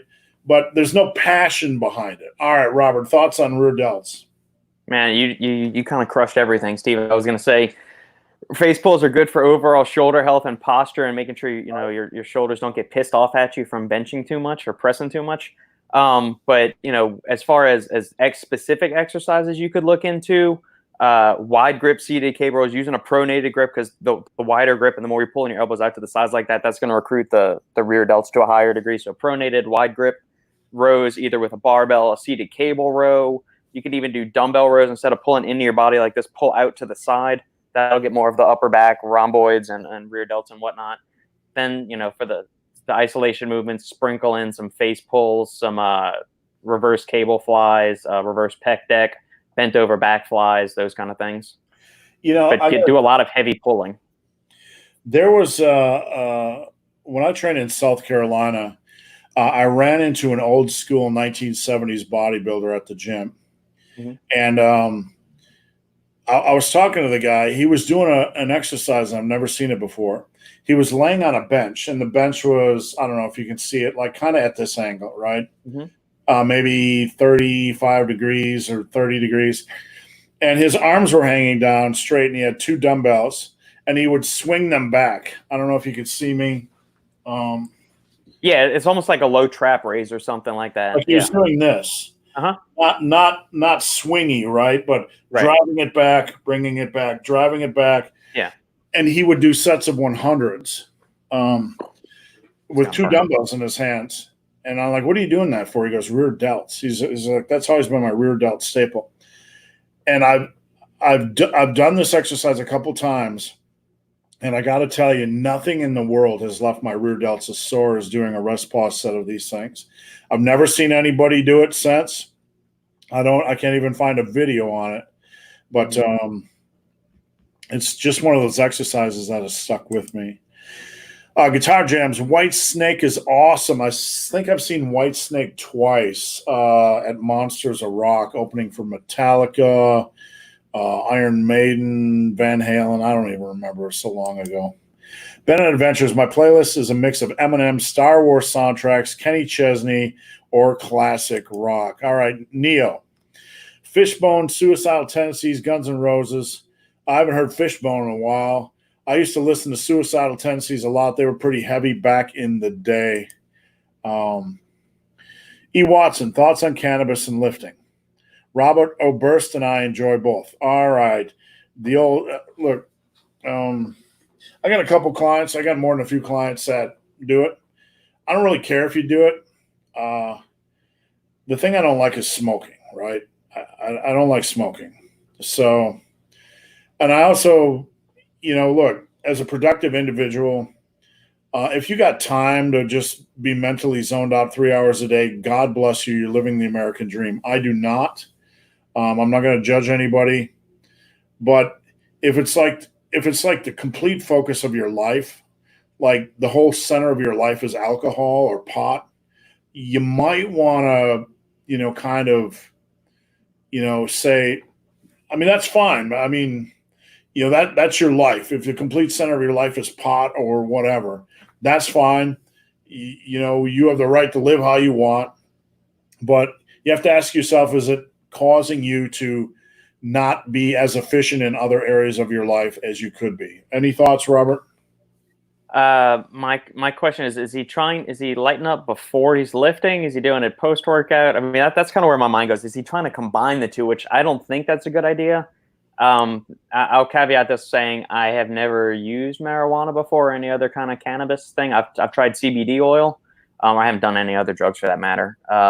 Unless you include caffeine and alcohol. I'm talking illicit substances.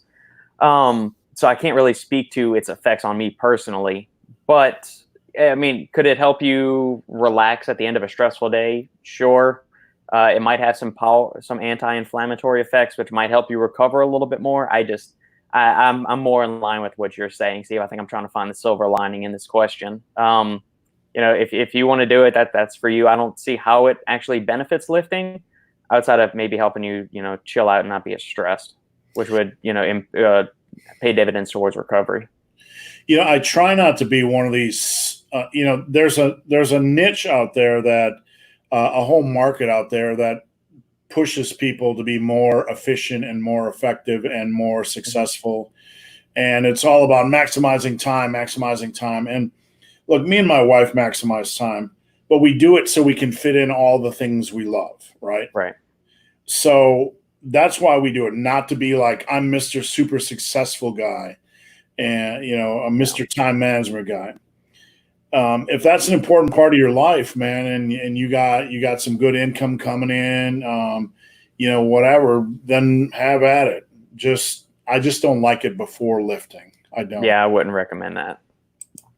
All right, John Rayleigh, can you recommend some supplement brands that are not pushing BS proprietary mixes? MTS Nutrition, who I used to work with, is one of them. Robert, give me two big choices. Your two choices you would recommend. There are so many. It's not even funny. Really good ones. Apollon Nutrition, Performax Labs, Primeval Labs, Morphogen Nutrition is on there. Glaxon. All those guys are some of my top choices. That there's no prop blends or anything like that. That's not saying. I mean, there's more than that, but those are the 4 or 5 that immediately jump to mind. Advanced Molecular Labs is another good one. Sorry, I got a little bit ahead of myself. Oh no, that's fine. That one just popped in at the last minute. All right, guys, we got about a half an hour left. We're going to try to ram through these questions. If we miss any questions, please, again, slide into our DM or come back next Friday. Mini Pluto, has novice lifter should focus on volume like every week, 3x12, 4x10, 5x8, then can increase the weight or has many reps as possible with get my book, Massive Iron. Look, you're overthinking things. You need a reasonable amount of volume. You need a good exercise selection. You need consistency in nutrition, consistency in training, and you need to get a lot stronger than you are now. Your workouts need to have a focus on progressive overload. You don't just add weight arbitrarily when you feel like it. That's the cancer of the stagnating lifter. There has to be some standard when you add weight. If not, I don't feel like it this week. I don't feel like it next week. I'm going to wait to add weight when my form feels good. If you want to trigger me, tell me you're going to wait to add weight on your squats and deadlift until your form feels good. That's a dance that has to happen together. So check out my book, Massive Iron. Right now, I feel like you're overthinking things. It's hard to say with one simple comment. But if you head over to my website, Super Living Today, Massive Iron, you can also just check out my channel. It's full of 2,300 videos of free resources on muscle building, and it will clear up a lot of your questions. Dexter Caffeine, E. Watson is back. Protein shakes or creatine? That's like saying elephants or giraffes. Both every day. Both every day. We need more elephants and more giraffes. Dogs or cats? I like both. Yeah. Most people have a lot of people have a hard time getting in proper protein intake. Creatine is no downside. So both of them are useful tools and they're not an either or. Yeah. Slim, any advice for structuring a lifting and running schedule? I'm about to start training for the Marine Corps Marathon at the end of October. I currently run 5 to 6 miles a day and need to start ramping up. All right, Slim. Lifting schedule. You have a main priority here, and that is running. So lifting, I would consider first off, you want to structure a running plan, okay? Because you're going to put your lifting plan around your running plan. Lifting plan, you want to have a longer run like on a Saturday or a Sunday or a Friday, 1 day a week, where you go out and you say, I'm going to run as far as I can this day without beating myself up. Okay. So the rest of the days of the week, whether you run 3 other days that week or 4 other days that week, you run for consistency's sake, 5 to 6 miles a day. And then on Friday or Saturday, you go out and do as many as you can. My wife and I, we go out on Friday and do as many as we can. We go out on Saturday and do as many as we can because we're training for a 100-mile run. So run 4 days a week, run 5 days a week, depends on your schedule. Excuse me. But 1 day a week, Friday, Saturday, or Sunday, make it a max effort run where you run as far as you can safely, not to beat up your body. Once you have your lifting schedule or your running schedule structured, then you fit in your lifting schedule, making sure your leg day is not the day before your big ass run day. I hope that helps some. All right, John Rayleigh. Baseball and golf on TV are nap-inducing to me. Robert, My wife would agree with you. Were you ever a NASCAR guy? Did you ever watch NASCAR? No, I got bored of people taking left turns for 3 hours straight. So I watched Days of Thunder, the Tom Cruise movie. That was the extent of my NASCAR watching experience. Robert, I gotta look.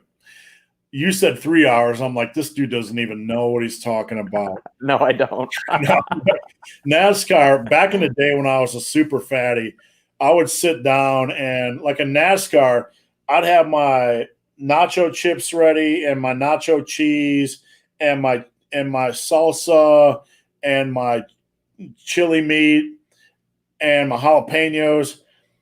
And an hour and a half into the NASCAR race, I'd be in a food coma, right? And then I could take a nap for 3 hours, wake up and eat another meal and watch the last hour and a half of the NASCAR race.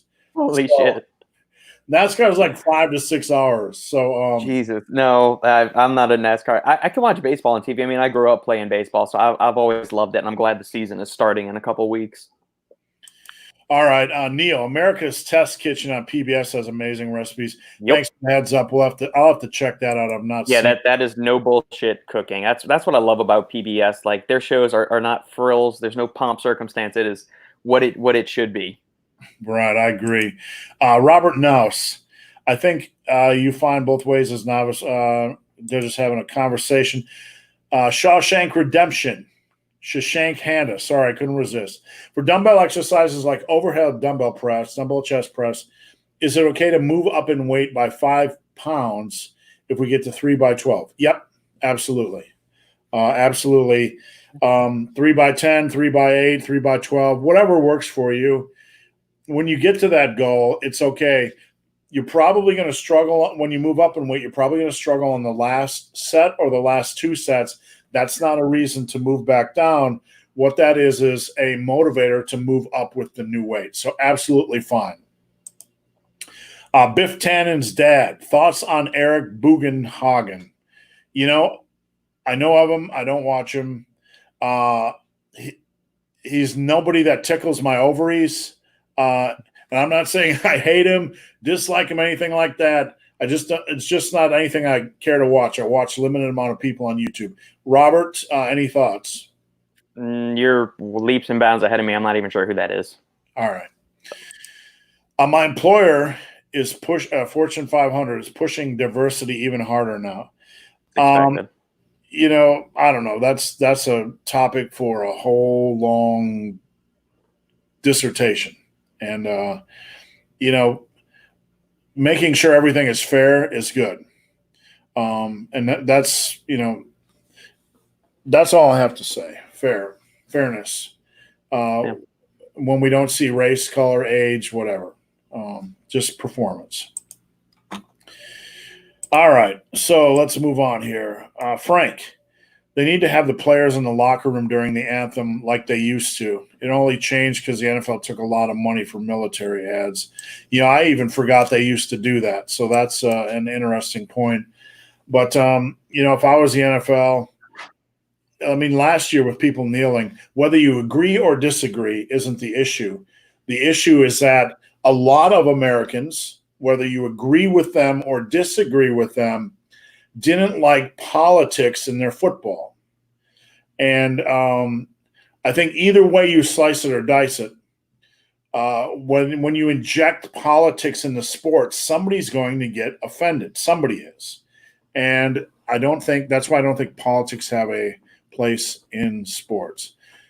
Sorry to ramble on here, Robert. No, you're good. I mean, I agree with it. I mean, the players have a freedom of choice to do that. The fans that don't agree with them have the freedom of choice to get pissed off about it. So, I mean, it's, that's what it makes America good. Is people can have differing opinions. I think more tolerance needs to be instituted on both sides, that you need to respect that somebody may have a different opinion. You can't get your panties in a twist just because they don't agree with your ideology or viewpoint on something. Somewhere along the line, we became a country that, is offended when people have an opinion different than us. Like, we're super insecure, right. Mm-hmm. Yep. And if you're that insecure about your opinion, you might want to do a little bit more research to make sure your opinion is solid. If it concerns you that much. Biff Tan's dad, Rocket League is a lot of fun. Yes, sir, it is. Mini Pluto. Yeah, the push got to the 500 rep range, and I had to buy resistance bands. Yeah, I mean, you get to the point in push-ups where you can do them in your sleep. You really got to find some other way to do them. Yeah, try dips or decline push-ups, or try archer push-ups. I mean, there's 1,000 different variations of advanced push-up variations. Move on. You've progressed beyond standard push-ups. Try 1.5 reps. Elevate your feet on a box bench, step or ottoman. Do something. Get away from just standard push-ups. Go do something else. Yeah, I mean, people ask me, like, for my average client, I'll have them progress from a push-up to a pause push-up. Mm-hmm. But you get to that level where you can do a lot of push-ups. That and a pause push-up isn't going to really make it that more challenging. Right. John Rayleigh, thick thighs save lives, but thigh highs are my demise. I got you. Now I couldn't read that because it was blocked out a little bit. Hilarious. Robert, I agree with the rows, but I do end workout with face pulls. Well, it's okay. I mean, I have no issues with face pulls. The issue I have is, like, if we want doing face pulls is good, right? But if we want big delts, there has to be the same passion for training the rear delts as there is for training your chest. And face pulls alone for big rear delts are not enough, in my opinion. So that's kind of the point I was trying to stress. Agreed. Remember to smash the thumbs up button. Let's help Steve's channel. You know what, Robert? I've been doing this for a long, long time, and I'm at like 71,800 subscribers. I might never get the silver plaque because I'm getting really, really old. So every subscriber matters, right? Absolutely. All right. Biff Tan, I'm going to try that rear delt exercise. Yeah, try that out, because I guarantee if you do 100 repper like that, your rear delts will be doing some Judas Priest screaming for vengeance. I guarantee it. All right, guys, we got 3 questions left. If you have any questions, get them in now, or else we're going to pull the parachute. Just a reminder, me and Robert are here every Friday at 11 a.m. And you can find Robert at The Supplement Engineer on YouTube. He has a podcast, The Supplement Engineer, and Instagram. And if we miss any of your questions, slide into our DMs. Saran, thoughts on barbell medicine training templates? Robert, I'm going to let you. Do you know anything about barbell medicine? No, I know they have a podcast. I don't know anything about their training templates specifically. And maybe it's got, from what I understand, most training templates are some kind of Excel-based program, and you enter in your workouts each week, and there's macros written into it to where it tells you what to do the next week, or when to add a set, when to increase weight and increase reps, things like that. So provided it's programmed properly, it could be effective. Is it necessary? I would say, unless you're a competitive powerlifter, maybe not. But I don't know. I'm not going to pay for their templates because I don't need them currently. Yeah, I mean, look, I get a lot of questions about programming, especially in my DMs. What do you think of this? What do you think of that? And I like to dive into programming, and I like to comb through programming. I've not seen Barbell Medicine's templates, so if somebody wants to send them to me, I would consider doing a video about them. But one thing I strongly suggest, because I really, really like myself, is that you check out my programs. I have a lot of free workouts at Tiger Fitness, a lot of free workouts at Muscle and Strength, and I have programs over at my website, superlivingtoday.com. I just released last week a 28-day cycle which I believe is my best entry into the 5x5 world. It's far more complex than starting strength or strong lifts. It's not a straight 5x5, but for people that like 5x5 trainings, this has a minor form of periodization. It's kind of like if starting strength had sex with Wendlers and then their baby took steroids. It's a really good power building, muscle building, strength building program. And I believe it's one of the finest programs I've put together. So you can check that out at superlivingtoday.com. But Sarana, if you can maybe send me that stuff, I assume it's free because I don't want anybody to send me anything they had to pay for. That would not be right. If you have to pay for it, send me the link and I'll buy it. But I don't want to cover anything on video that I have to pay for and reveal in what they're doing, and take people out of their pay window. So maybe somebody could clarify a little bit more information on barbell medicine training templates. Are they free? And maybe send me some information. Sam, will one night of no sleep ruin all your gains? No.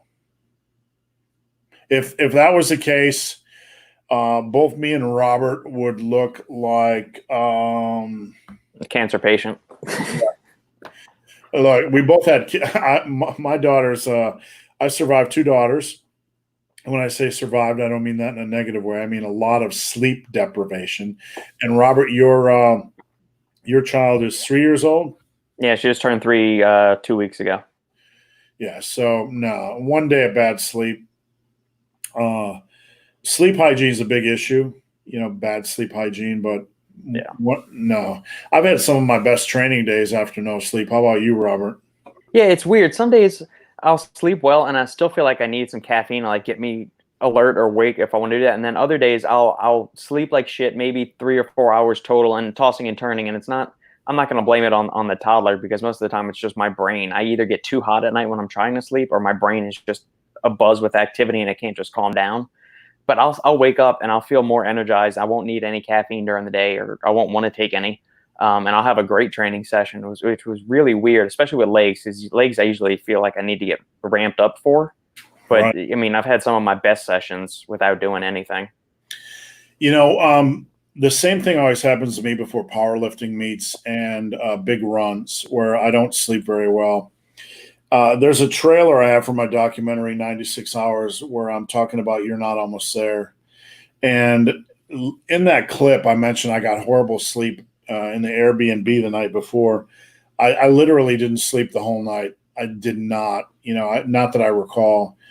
And I went out and crushed 10 miles, which doesn't seem like a lot, but if you understand the type of terrain I'm running in, the extreme elevation changes, I set a PR at 10 miles. I crushed a PR on no sleep. Usually that's kind of the way my runs go. And my powerlifting meets were kind of the same thing, so that's kind of a different question. Can you perform in a sporting event on no sleep? I'm sure many Super Bowl players or World Series athletes, don't get the best sleep because of nerves, but long-term sleep hygiene is important. In the short run, it won't ruin anything. Mini Pluto, I'm currently following a chest, back, bicep, and legs, triceps, shoulders 2 times a week and increasing the weight anytime I can. Due to the pandemic, it's hard to find equipment. So we got chest, back, bicep. Okay, that's good. That's fine. As long as you have a training day or kind of a rest day in between push workouts, because you don't want to – I mean, that template's okay. But I would just make sure you're managing your rest properly. Yeah. Is maintaining just as effective, if not more, than cutting and bulking? Don't understand. No, I think he's trying to do like the gaintaining or main gaining, like where you eat at maintenance calories and try to do like some kind of body recomp or like super lean bulk. And I mean, outside of people that are extremely detrained or novices, that's going to be a horribly inefficient method for building muscle and strength and trying to then just doing some bulking and cutting cycles. I got to tell you, as somebody that trains a lot of people, I've only had one client able to do that, and he was a novice. His name was Edward. He had never, or Eddie had never touched a barbell before. And I have a gym right here. He's a local guy. And he came in, he's 5'6", 240, never touched a barbell. And I taught him squats, bench, and deadlift, and he crushed it in the gym. In 6 months, he was squatting 315 for 5, benching 225 for 5. This guy was crushing it, and he probably had some good genetics to begin with. And in a deficit at the end of the road, he had like 16-inch arms, a six-pack, and he had lost. He got down to 165, so he lost 75 pounds. But as a beginner, how hard you actually have to work is well beyond the scope of what the average novice can comprehend. It's tough, and then you're in a calorie deficit. So it is incredibly, incredibly hard. It's incredibly hard for most people to build muscle with a calorie surplus. And it doesn't have to do anything to do with the diet. Most people just don't know how to train hard enough. And when you try to express that over YouTube, it's hard to express. But when you work with somebody one-on-one, it's a lot easier just to keep smacking them in the balls, and then they get it. Robert, I don't imagine you get a lot of opportunities to train with any of these top-level guys that you podcast with. I would love to. I mean, it would be that's one of the reasons I like the expos, is that you get to meet with people, and so many people say, "Man, I don't want to train. I just want to go and relax and drink and have fun." I'm thinking, you've got a very finite window for all these, with these fitness conventions and expos. I want to go and like hang out with these guys and train with them. I get geeked out about stuff like that. Anything I can learn or any experience I can get with people in an industry that I respect, I'm going to take an opportunity, especially if it involves training, just because I enjoy training and learning about all the facets that go into it. One of the greatest things about the last 4 or 5 years of my life is I've got to train with everybody. Hodge twins, Jerry Ward, Ronnie Coleman, you name it. I've got to train with just about the dream team, everybody you could ever want to train with. Chris Gethin, just everybody. And when you train with these guys, there's always a next level. They're not showing off. They just all train at a next level. There's a difference between training with these guys and then training with the average Joe. And if you get an opportunity to train with one of these guys, it can really, really enlighten you a lot. Mm-hmm. So, all right. Can I make a comment though about training? Yeah. This is your show. The most disappointing person I've ever trained with was Robert. Any guess? You get one guess. Just don't say me, because we worked out together a couple of years ago. No, you're not the most. You're not the most disappointing. I'll give you one hint. It's a past Mr. Olympia. Really? Ronnie Coleman. Holy shit! I would not have expected that. I mean, was this when he was broken and hobbled? No, this was before, dude. This was like 5 years ago or whatever. Ronnie was, you see him in the videos, right? He's like yelling and screaming and doing all this whooping and stuff. Yeah. But I trained with Ronnie and Nick Wright at the same time. So it's like this weird, like all-star, challenge of a bunch of weirdos, right? Mr. Olympia and then a couple of YouTube schmucks. So Ronnie, like in between sets, he would just sit there and like, is Ronnie alive? Is he okay? Is Ronnie alive? Like, he was just completely quiet, stone-faced, didn't say a word, no excitement, no thrill. I imagine when it came time to deadlift like 800 pounds, he'd start screaming. But just on an average workout, he was probably the lowest key. Like, he was like one step above needing a defibrillator. Interesting. I wonder if that's like he just needs to be like super zen or something. I don't know. And I'm not putting down Ronnie. It was just completely a shock. That's all right. So Ryan, barbell medicines have free templates called Bridge and Beginner. Thank you, and I will check that out as well because I'm very curious. I want to do your ultimate 28-day program, but I can't work out on Sunday, and I like to work out 4 days a week. You can pretty much fit that any way you want. You don't have to work out on Sunday. You can do that 3 days a week. I like to work out 4 days a week rather. It's really not a 4-day-a-week program. So, I have other programs that are 4 days a week, but that's just not one of them. Redline Fitness. My questions aren't posting. Redline's a client of mine, and thank God his questions aren't posting. Just kidding, Redline. All right. The silver poop. That's the superhero we can all get behind. Just not when he's pooping. All right. Do you believe in mini bulks and cuts, Robert? I would say for a mini cut, that would possibly have a utility. Maybe, and by a mini cut, I'm putting this at 4 weeks. Whereas an 8 or 12-week mini cut is really just a long diet. So maybe a 4-week mini cut could have some utility. Mini bulks, you can't really build that much muscle in a month unless you're a beginner. Somebody that's intermediate or advanced needs to undertake a longer bulking cycle. So if you try and get in this loop of like 2 weeks of bulking, 2 weeks of cutting, 2 weeks of bulking, 2 weeks of cutting, you're going to end up in the same spot you were, 6, 8, 10, 12 months from now. So take longer bulking cycles. And if you want to do like a 4-week mini cut just to burn off some of the goo that accumulates during a bulk, that's fine. But, focus more on like a longer, more sustained bulk if your focus is building muscle.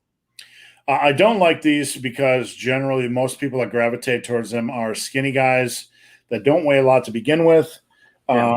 And I'm not trying to offend anybody, and I'm not trying to generalize, but in my experience, you have these 130, 135 pound, 145 pound guys that if they eat a giant burrito, they think their gut is huge.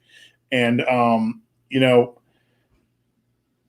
if you're going to be bulking, you don't aggressively bulk, right?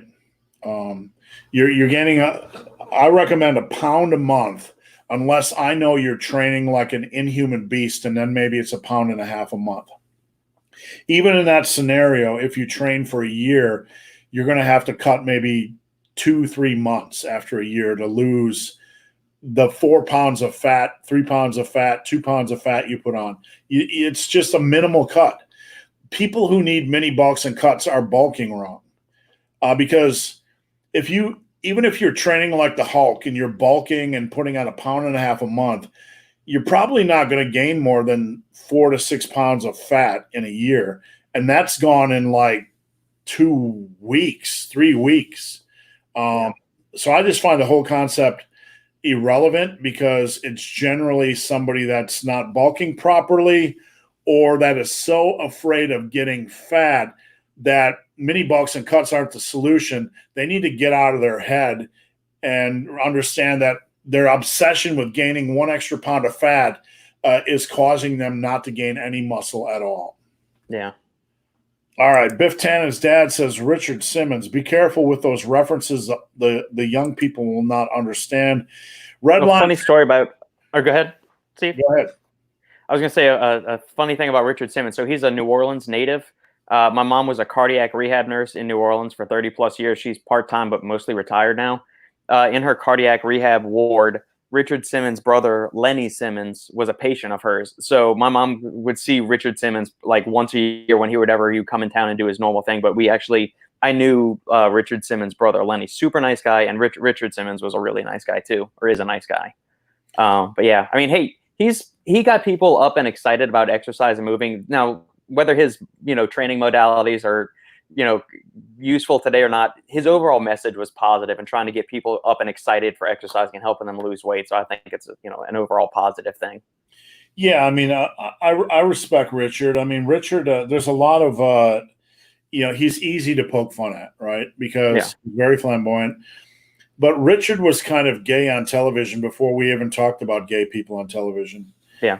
And I assuming he's gay. I mean, he just, everything about him is very flamboyant, and he's very sweet. Yeah. But, he was always excited about what he was doing and always excited about getting people moving. And regardless of the vehicle, it's, the world needs more people like him. The Vince, the old school lifters, Vince Garanda, or the old school trainers, that Jack LaLanne or some people like Jack that. LaLanne, and these people that were just passionate about exercise and movement. The world needs a little bit more passion and a little bit less science sometimes. Yeah. Redline Fitness says, I win. As an editor, I will tell you any man that uses 3 exclamation marks at the end of a sentence does not win. As an editor, I can tell you that the only people that submit multiple exclamation points at the end of a sentence are generally women. That's called insecure prose. When you need to fill in, when you need to back your prose or your sentences with extra exclamation points to stress your point because you don't feel like your point is strong enough as a standalone. So you don't actually win. You're actually in last place. All right. Let's see. Just wanted to know why you never use RPE, because most people that use it don't have the experience level to use it properly. And I have my own system. I think it's more effective for the lifter the first year or two. You can't take a beginner or a novice or even an early beginner and tell them to do RPE because they don't understand how close they are. In my system, I'm teaching people to push sets for as many quality reps as possible, stopping the set when they feel like they might fail. So you're in the set and you're like, I might fail in the next rep, I got to stop. Or when their form's going to break down, like my form's going to heck, so you don't get injured. RPE is a guessing game, okay? And that doesn't mean it's not a useful tool. But RPE is a tool for an experienced lifter, and I find it completely arbitrary and useless for lifters that are trying to figure out their bodies and how their bodies respond to things. And saying like, today I'm going to go do 3 reps at RPE 7. I don't know what the fuck that means. It's just a guessing game, I don't like it. That's why I don't use it, because I don't like it. Is it effective? Probably. A lot of people use it. I don't like it. I really do not like it at all. That's why I don't use it. That's why I do what I do, because I think what I do is a better method for the average individual. And RPE is way too much overthinking, right? Most people don't need RPE. They need to fucking train for 10 straight years and get a lot stronger than they are now. You know how many people I have seen, and I'm about to rant right now, you know how many people I've seen that have RPE so far stuck up their assholes, but they're doing dumbbell benches for 45s? You know what? Fuck RPE. Get stronger. Okay, not to you. I'm not hammering on you, Saran. But if I see another lifter doing 40-pound dumbbell bench presses saying they're at RPE 7, I'm going to fucking just I'm going to unplug from the internet. All right. So, Robert. That's what I've been waiting for, Steve. That's what I've been waiting for. I wanted a Steve rant. I love it. I love it. Oh, my God. I have 35-pound dumbbell presses and an RPE of 7.5. Who the fuck cares? Get stronger. All right. I love it. Seriously. Logan Torrance, is adrenal and fatigue a thing? Robert, I'll let you field that. No, that's been debunked. It's not in any DSM manual or anything like that. It's something made to sell you a bunch of supplements or tell you that your life is horrendous and that you shouldn't have any more caffeine or anything. The symptoms that are, I mean, there's a laundry list. There's as many symptoms associated with adrenal fatigue as there are with coronavirus. I mean, that's the state of affairs with adrenal fatigue. Really what it boils down to is your adrenal receptors aren't taxed. They're not depleted. They're not like going decrepit or anything like that. It's more of a lifestyle issue that's going on. How is your sleep? Are you too stressed? Are you grinding yourself into the ground with work or training or family issues and all of those things? Are you eating enough? Are you eating a good quality diet? Not only enough calories, but enough quality calories. What's your stimulant intake like? Is it too much? Are you relying on caffeine too much just to get you out? But that's going back to the other issue of sleep. Are you not getting enough sleep, and are you not controlling your stress, and are you not eating well? Those things will have much more of an impact on your energy levels and your ability to feel a kick from caffeine or anything like that. Adrenal fatigue is a sham. Anybody that's trying to sell you a supplement for adrenal fatigue, just tell them to go fuck off. How about metabolic fatigue or metabolic damage? You know what? Nobody talks about metabolic damage anymore. I find that really, really interesting, Robert. And I know we're at the 2-minute mark, but like every now and then someone will talk about metabolic damage, and then everybody will talk about metabolic damage for 2 weeks. And then we've never had a metabolic damage question, have we? No, like you broke your metabolism because you dieted too much or too rigorously or something like that. Yeah, we actually haven't. That's interesting. I just find that curious. So, Hmm. all right, last question, then we're parachuting out. Sam, I've been seriously training for a year and a half. Bench is 205. That's good for a year and a half. Squat 190, deadlift. Your squat and bench are a little bit behind. Am I still a beginner? It doesn't matter, Sam. It doesn't matter. Don't worry about labels. Don't worry about strength standards. Um, you know, can things be improved with your training? Yes. Um, you've gone from a body weight of 110 to 150. So you brought up your weight. You're strengthening your body. A novice is somebody that's never touched a barbell before. A beginner is somebody that is really working on form, and they've got a long way to go, and they still shaky under the weight and that sort of thing. I would say if your bench is up to 205, you're probably a late beginner. If you really want a standard, but don't worry about that stuff. Just don't. Oh my God. In that time, we had 3 more questions. Last question is being in a cut for more than 6 months optimal. It's optimal if you're fat. And I'm not being crude, but if you're fat, you need to get the weight off. And you're trying to get to a normal body weight. Optimal is getting to the normal healthy body weight. So if you need to get down in calories, trying to get to that's kind of low calories, though, man. I mean, to get to 187. That's really low. I mean, how are you not even moving at all during the day? That would be my concern. I mean, if you need to go diet on 1,400 calories, I'm afraid you're eating too little to try and lose weight, or just start increasing your activity. That seems something's not adding up there, especially if you weigh 187 pounds. I got a client base of like 60 males, and none of them are anywhere near that. So you're a little bit. I'm not worried about the 6-month thing. I'm worried about trying to undereat, lose muscle. Like, you're going to lose muscle. You're probably going to lose muscle, and your body fat percentage. It's going to be really hard to get to 11% at 187. A lot of competitive natural bodybuilders, they compete at 165, 160 to 170 at like 7, 8, 9%. So I think, honestly, I'm just being real with you. You're probably not going to be 11% body fat at 187. You're probably going to be, a little bit higher body fat percentage at that. It's hard to say, but worry about what is in the mirror. Slow down a little bit. Don't starve yourself.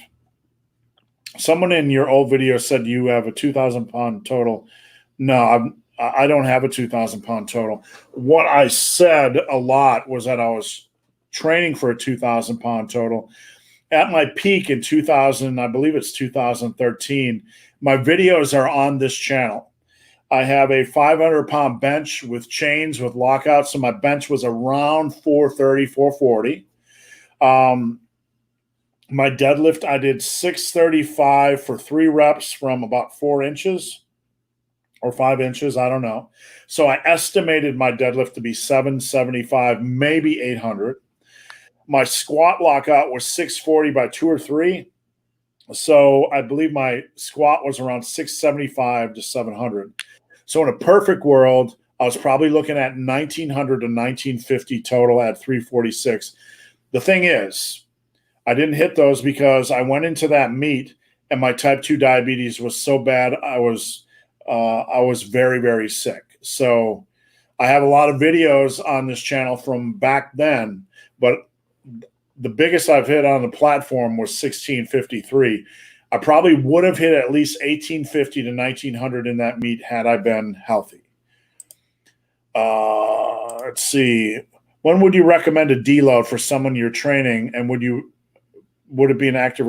I don't recommend arbitrary deloads. I recommend, look, sorry to keep you on forever, Robert, but I'm trying to make this. Steve, my Fridays are dedicated to this, so I've got nothing else to do after this except go do a bunch of squats after this. Okay. So I'm good, man. Okay, so average training, me, Robert, whatever. You got factor in your birthday, Thanksgiving, Christmas, anniversary, National Donut Day, National have sex all day, whatever. So you got all the big celebration days. So you're probably not going to be lifting. And then you have sick days where you're not going to be lifting. So what I recommend for deloads is take off vacation, take off sick days, take off holidays and celebrate. And when your body feels beat up, take off a day or 2 or 3 until you feel ready to go again. Don't arbitrarily schedule in something. It doesn't make any sense to me for the average lifter. Robert, do you have any thoughts on that? Yeah, this question comes up at a good time because this is probably the first time I have actively forced myself not to train super hard in a quite a while. Just because, I mean, this whole week my body has felt like shit. My shoulders have been achy, my back and my form, like I was telling you earlier. So, I mean, Tuesday and Wednesday of this week, even yesterday, have been very, very low intensity work. Like I did, usually on a back day, I'm doing with back and we'll do arms with that. It'll be somewhere in like the 16 to 18 sets per the thing. I did 2 sets of pull-ups, really light. I didn't even go anywhere near failure. Did 2 sets of body weight rows. Again, didn't go anywhere near a failure. Did 1 superset of arms, and that was it. Yesterday was supposed to be a push day. I did a couple of sets of push-ups, a couple of sets of incline presses. That was super light, nowhere near failure. That was it.